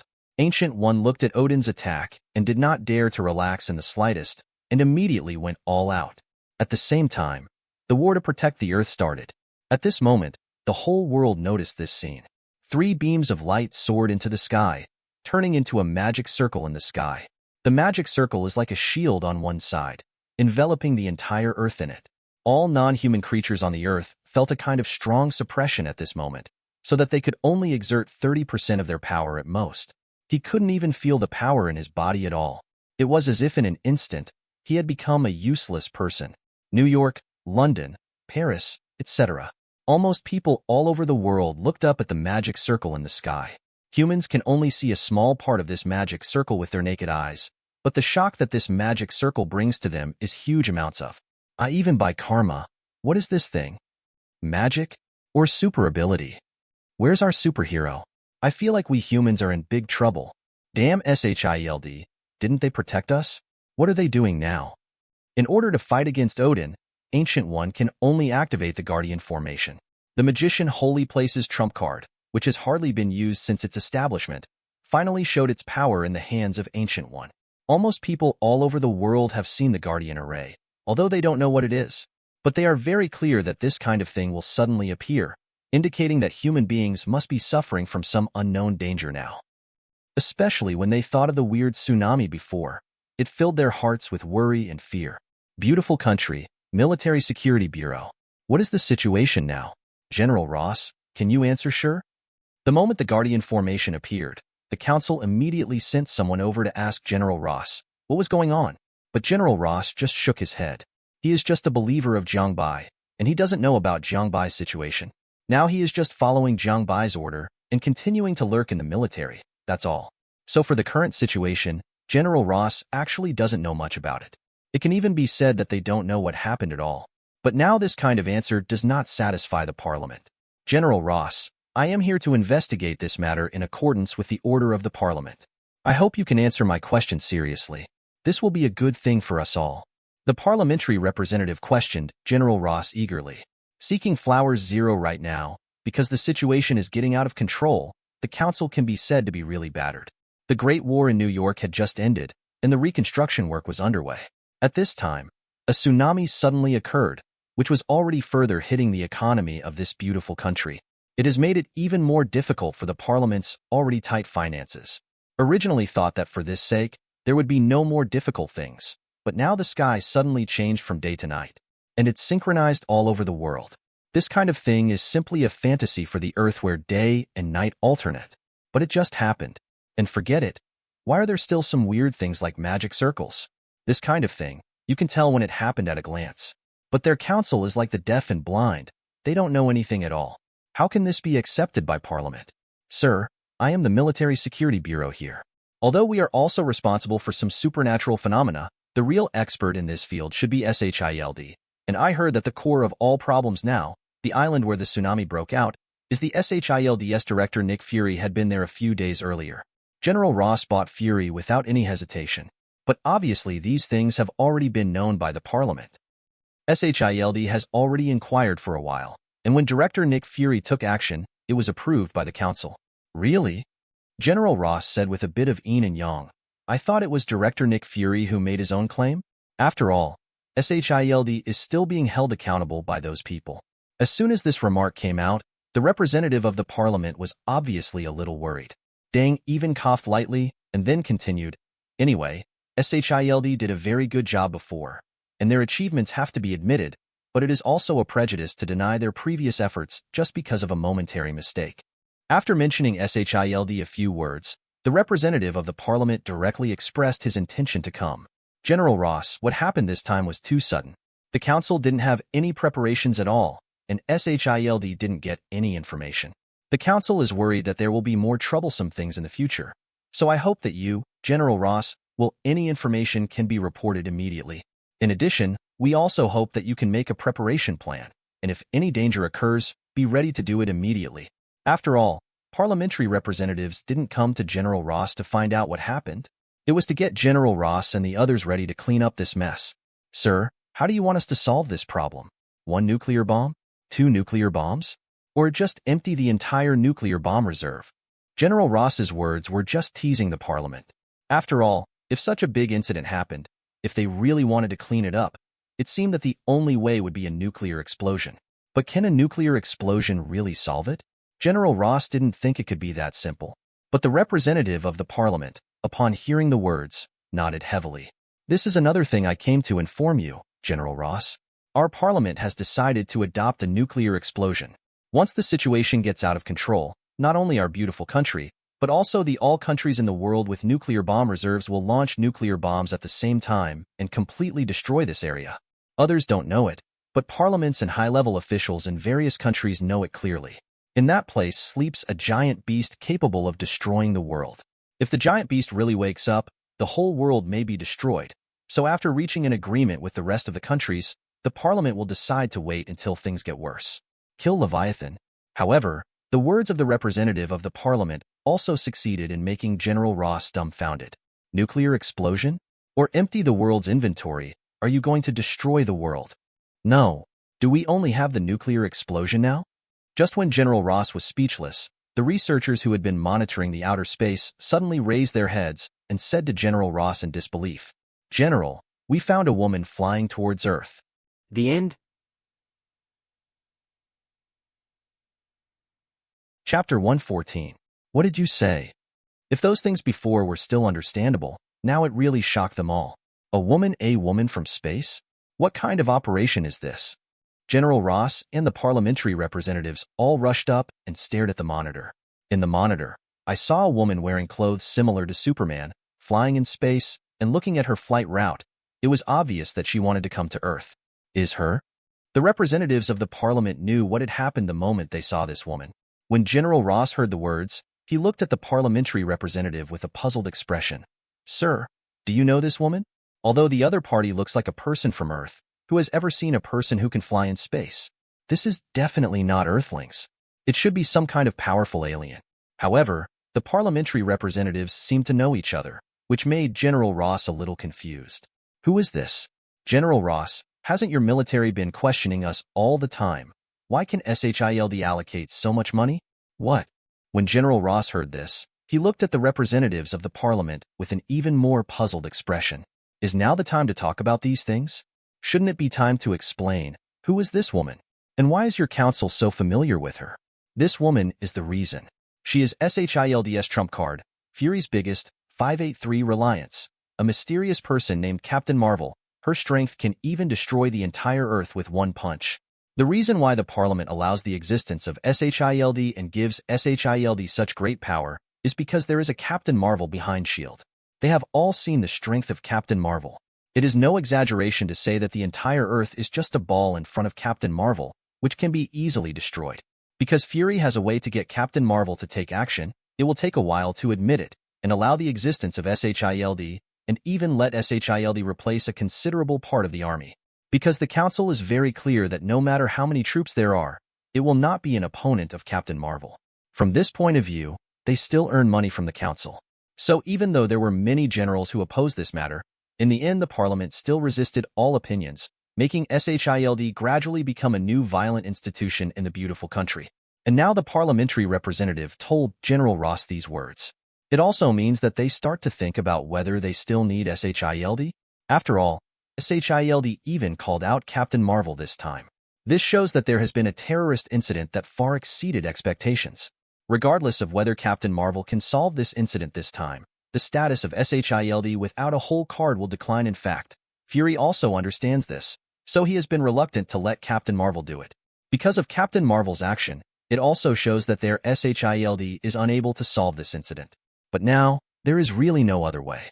None of Odin, Ancient One, and the Foundation is a fuel-efficient lamp. If you don't do it yourself, you really have no chance at all. That's why Fury let Captain Marvel do it. General Ross, our order remains the same. Once we find any signs of loss of control, we will immediately launch all nuclear bombs together to completely destroy that area. Although the parliamentary representative saw Captain Marvel appear, his order still remained unchanged. He doesn't know much about Captain Marvel, so he actually believes in himself more than Captain Marvel. Only when everything is in your own hands is it truly foolproof. Everything else is full of uncertainty. However, when he was saying this, suddenly on the satellite monitor, he found a white light in the sky above the Earth. This white light is full of warmth and holiness. Even through the screen of the monitor, they can feel the clarity and cleanliness of those soul cleansing from this white light. In this light, it seems that people also saw Kind the Old Man. Almost subconsciously, one of the researchers present shouted, "God!" Suddenly, everyone was shocked, and then fixed their eyes on the screen with a half-believing look. On the unnamed islands of the Pacific Ocean, watching the battle between Odin and Ancient One, Jiang Bai couldn't help shaking his head. All of a sudden, there is such a big commotion. If it is placed in the Foundation's universe, it is estimated that the memory cleansing of all human beings will be carried out directly. The mission of the Foundation is basically not to allow anomalous objects and Foundation operations to be known to the general public. Once known, action must be taken immediately. Avoid as much as possible, causing panic among the people. The usual measure is to clean the memory, so that the knower loses this period of memory. If too many people know, then mass amnestics will be used directly. As for saying that all mankind knows, it can only be that the memory of all mankind has been erased. But no matter whether it is the amnestic erasure of groups or all mankind, there may be fish that slip through the net, especially for other organizations like the Foundation. It is highly likely that they have used their anomalous objects to avoid amnestics. Therefore, the Foundation will not take this approach unless it is absolutely necessary. But in the current situation, it is a last resort. Fortunately, people in this world are used to it. The troubled Marvel world is 3 points better than a place like Warhammer 40k. At least humans will win in the end, and there will be a bunch of superheroes to help out. In comparison, the world of the Foundation is actually much better. After all, the Foundation really protects human beings in all aspects, and most anomalies only cause a small number of human sacrifices before being resolved. The supreme divinity that can restart the universe in an instant and destroy everything also has its own limitations. So in comparison, it's better than Marvel. But also because of this, the people on Marvel's side don't need amnestics. Anyway, they will get used to it sooner or later, and Thanos will come again in the future, and the scene may be even bigger then. It would be even more so if Thanos was asked to type out that snap. Immediately everyone has to cheer up. So Jiang Bai didn't pay too much attention to it.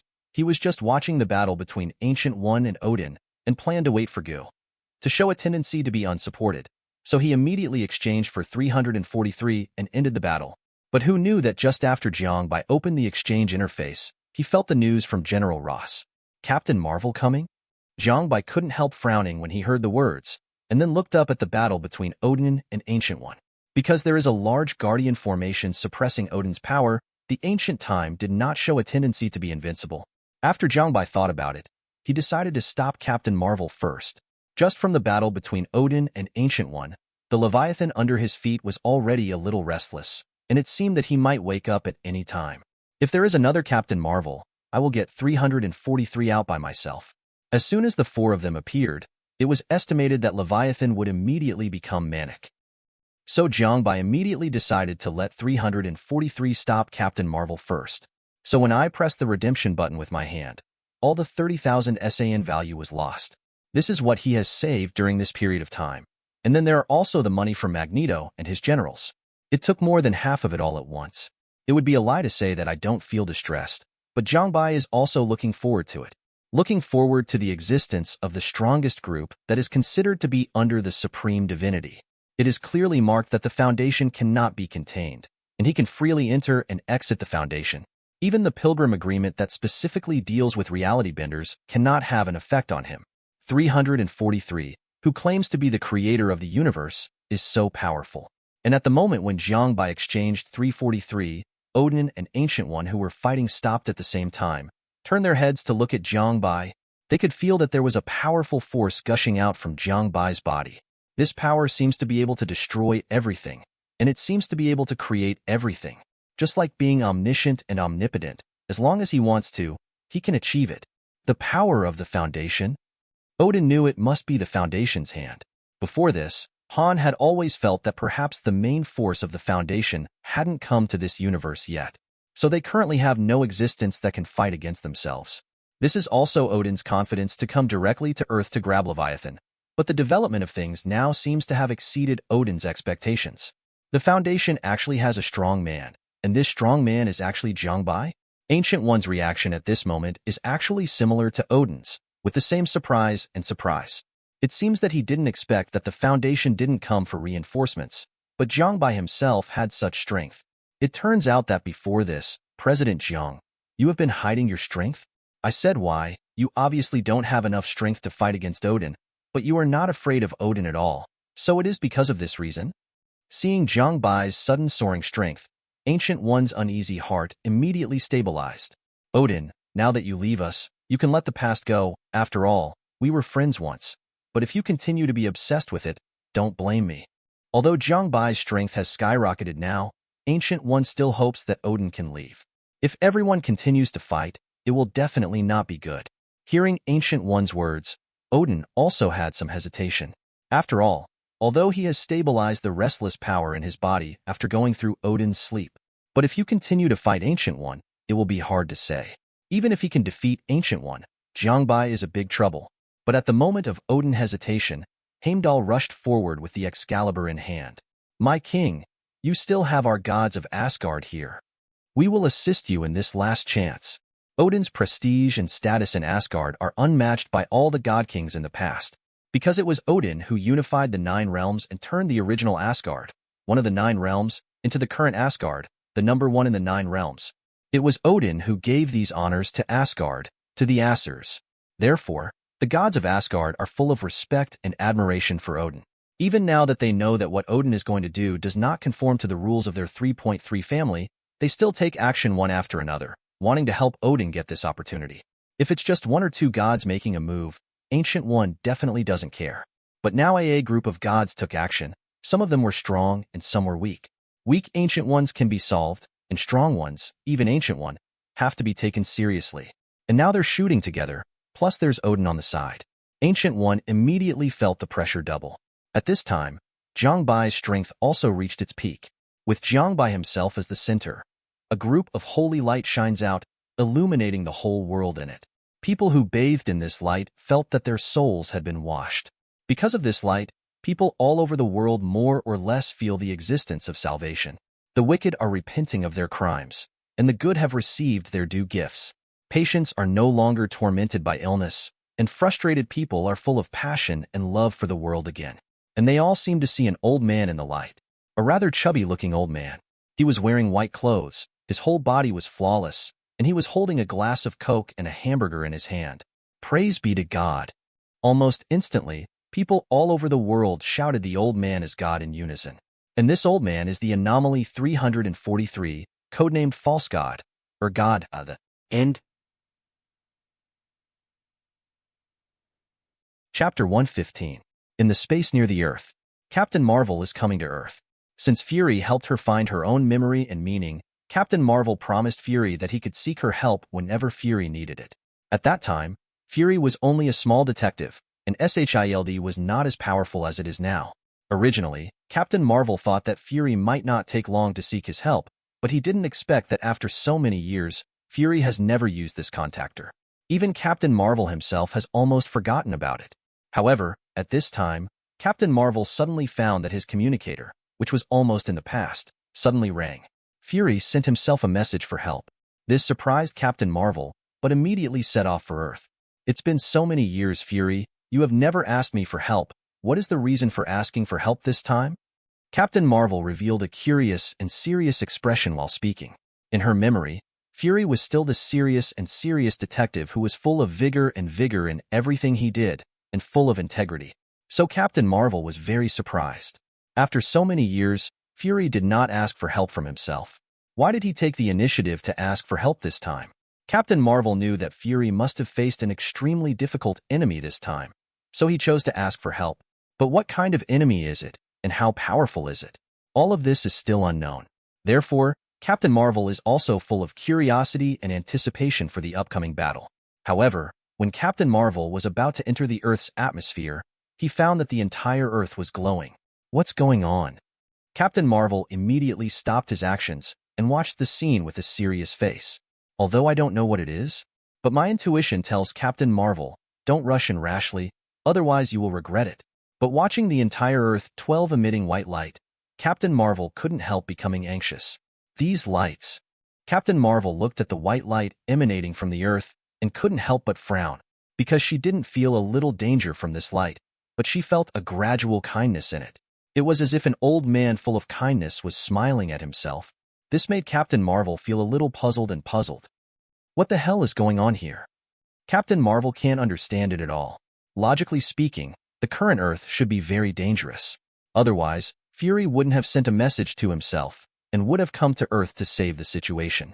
But when I really arrived on the Earth, I found that although there were some abnormalities on the Earth, I didn't see any danger. From this white light, Captain Marvel can only feel full of goodwill and benefits. According to Captain Marvel, the energy contained in it is enough to treat some incurable diseases of human beings. There are really very few people who have such a huge power and are willing to do so. After all, the lost power is all his own. But what Captain Marvel doesn't know is that for 343, this is really nothing. 343 is a powerful reality bender whose powers are determined entirely by his own will. As strong as his mind is, so is his strength. In the world of the Foundation, a level 4 reality bender can rewrite the will of all mankind, directly erasing the existence of a country from history and time. And level 5 reality benders are even more capable of rewriting the rules of the universe and creating a universe of their own. And 343 is a level 5 reality bender, and above him there are only existences that have surpassed the concept of reality benders. Supreme divinity. So in Captain Marvel's view, the huge power is actually just a matter of thought for 343. Little girl, I'm sorry, the entry into the Earth is now suspended. When Captain Marvel was thinking about the situation of these white lights, suddenly these white lights gathered bit by bit and gathered at one point. Seeing all this, Captain Marvel immediately became alert. Although she felt that these white lights should not be dangerous, but now that there is a sudden change, she should be more careful. Especially when there was a sound coming out of the white light, it made Captain Marvel even more careful. However, when the white light gradually faded and a human figure appeared in front of Captain Marvel was dumbfounded. She had thought that maybe next, there would be a powerful, terrifying, and even ferocious terrifying existence appearing in front of her. But she never thought that the one who appeared in front of her would be an old man with a glass of Coke and a hamburger in his mouth. This slightly chubby old man, dressed in white all over his body and looking extremely holy, was smiling at Captain Marvel at the moment. Hello, beautiful girl. 343 still looks like a very gentle and kind old man. The attitude towards 343 is also very polite. It really doesn't make you feel uncomfortable at all. But after Captain Marvel saw 343, he immediately entered the alert state, looking at 343 seriously. Who are you? 343 picked up the hamburger and opened his mouth wide, stuffed the whole hamburger into his mouth in one gulp, and then took another big gulp of Coke. After eating, 343 seemed to be dissatisfied and looked around. Then he casually waved at a small planet nearby, and immediately the small planet flew towards 343 quickly, and it was constantly getting smaller and smaller when it fell into 343's hands. A hamburger. Watching this scene, Captain Marvel couldn't help but widen his eyes. Changing the nature of matter, turning a planet into a burger? Could it be that the hamburger in his hand just now is also a planet? Thinking of this, an existence suddenly flashed in Captain Marvel's mind. An existence that was known to everyone in the entire universe, and almost all intelligent life was frightened by the news. One of the 5 abstract concepts, the incarnation of fairness. Are you a planet devourer? Captain Marvel questioned 343 with a look of vigilance and uneasiness, and at this moment, Captain Marvel had already raised his strength to the limit. Once it is confirmed that 343 is the planet devourer, she will immediately launch a fatal charge to 343. Maybe this is the only way to have a little hope of defeating the planet devourer? The planet devourer, also known as the Marvel multi-universe, is one of the 5 abstract concepts. Symbol of fairness. In terms of identity, he is definitely the existence of the highest divinity level, and he needs to devour planets to accumulate strength, which is also the origin of his title of Planet Devourer. In the Marvel multi-universe, he is one of the best villains, possesses great strength and wisdom. He will wander around the universe, looking for planets that he finds delicious, and then eat these planets to reserve his own power. Therefore, he is generally called Galactus. But it is precisely because of this that the Planet Devourer has been defeated more than once in the Marvel multi-universe. Because most of the time, his strength will be weakened due to not eating, and this time is the best time to defeat him. So from the performance point of view, the Planet Devourer is not as powerful as the other 4 abstract concepts, and is even considered to be the weakest of the 5 abstract concepts. But in any case, he is a genuine existence of the highest divinity level. For the existence of the divine level like Captain Marvel, it must be different. So when Captain Marvel saw that 343 actually used the planet as food, he mistakenly thought that 343 was a planet devourer. Because in her cognition, only the planet devourer can devour the planet. But 343 is not a planet devourer and has no interest in pretending to be someone else, so he told Captain Marvel straightforwardly, "Hey, girl, I'm not some planet devourer. I'm the creator of this universe. I'm the Lord of all creation." One of the characteristics of 343. He stubbornly believes that he is the maker of the universe and the creator of all existence. Only the existence like 682 will make 343 temporarily give up this view. During the execution experiment on 682, the Foundation had 343 meet 682. But after seeing 682, 343 said that 682 was not his creation. So the Foundation should find a way to deal with 682 instead of bothering him. But most of the time, 343 stubbornly believes that he is the creator of the universe. He also believes that human beings are his creations, so he has a good impression of human beings and is willing to help human beings. Even the resources are contained by the Foundation, and when necessary, help the Foundation to complete some things. For example, the handling of some extremely dangerous abnormal objects. 682 and 096 are one of them. 682 was directly rejected by 343, while 096 was unsuccessfully killed. Because 343 even shrunk the planet to hit 096 in the end, and directly beat 096 to autism. But despite this, 096 is not dead. And from this point, the Foundation also deduced one thing. Seeing 096's face doesn't mean he's really going to die. As long as you can beat 096, then 096 won't care if you see his face. For example, both 343 and 682 are the same. They all beat 096 to autism. Since then, 096 has never cared whether they saw his face or not. But for most human beings, seeing 096's face still means death. Definitely that's all for later, and 096 hasn't even appeared yet. What should be more concerned about are these things in front of you, such as the battle between 343 and 543 in the Battle of Captain Marvel. Aren't you a planet devourer? Hearing 343's words, Captain Marvel breathed a sigh of relief. How powerful the planet devourer is. Captain Marvel doesn't know, but Captain Marvel knows that the planet devourer must be stronger than himself. So if the old man in front of him is really a planet devourer, he can only fight with the determination to die. But if it wasn't for Planet Eater, let's be honest. Captain Marvel doesn't think he's going to lose.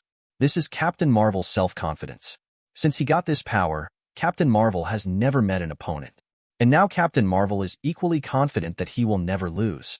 Girl, you seem very confident in yourself? 343 looked at Captain Marvel, and then with a smile on his face, he opened his mouth and took a bite of the burger. Definitely, Captain Marvel just wanted to nod to prove his strength, but just in the middle of her words, a powerful psychokinesis rushed directly to Captain Marvel. Like a giant holding a hammer, he directly knocked Captain Marvel into the air. Damn it, you obviously didn't move. Captain Marvel shook his somewhat numb arms and looked at B-43 suspiciously. She just realized that she didn't see any attack from 343, but this powerful force almost knocked Captain Marvel out of the solar system. Girl, if you leave now, maybe we can still have a father-daughter relationship, but if you continue like this, I will really teach my daughter a lesson? Captain Marvel looked at 343 in disbelief. She couldn't understand at all what nonsense 343 was talking about. What is father-daughter relationship? What is teaching daughter? You've never met him before, have you? I am the creator of the universe. I created all the life in this universe. I am your Lord and your Heavenly Father.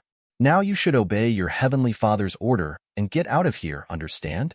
Although 343 has left the Foundation's universe, it is clear that he still regards himself as the creator of the universe. And hearing what 343 said, Captain Marvel couldn't care less about being surprised by 343's strength now. She just wants to do one thing now. That's killing the damn guy. Heavenly Father? Creator? Captain Marvel laughed contemptuously, and then said with a cold face, "Then let me see. Why do you become the creator of the universe?" The end. Thanks for watching. You can find the next videos in the playlist linked in the info card, directly on my channel, or right here on the screen. And as always, if you have any feedback, feel free to share it in the comments too.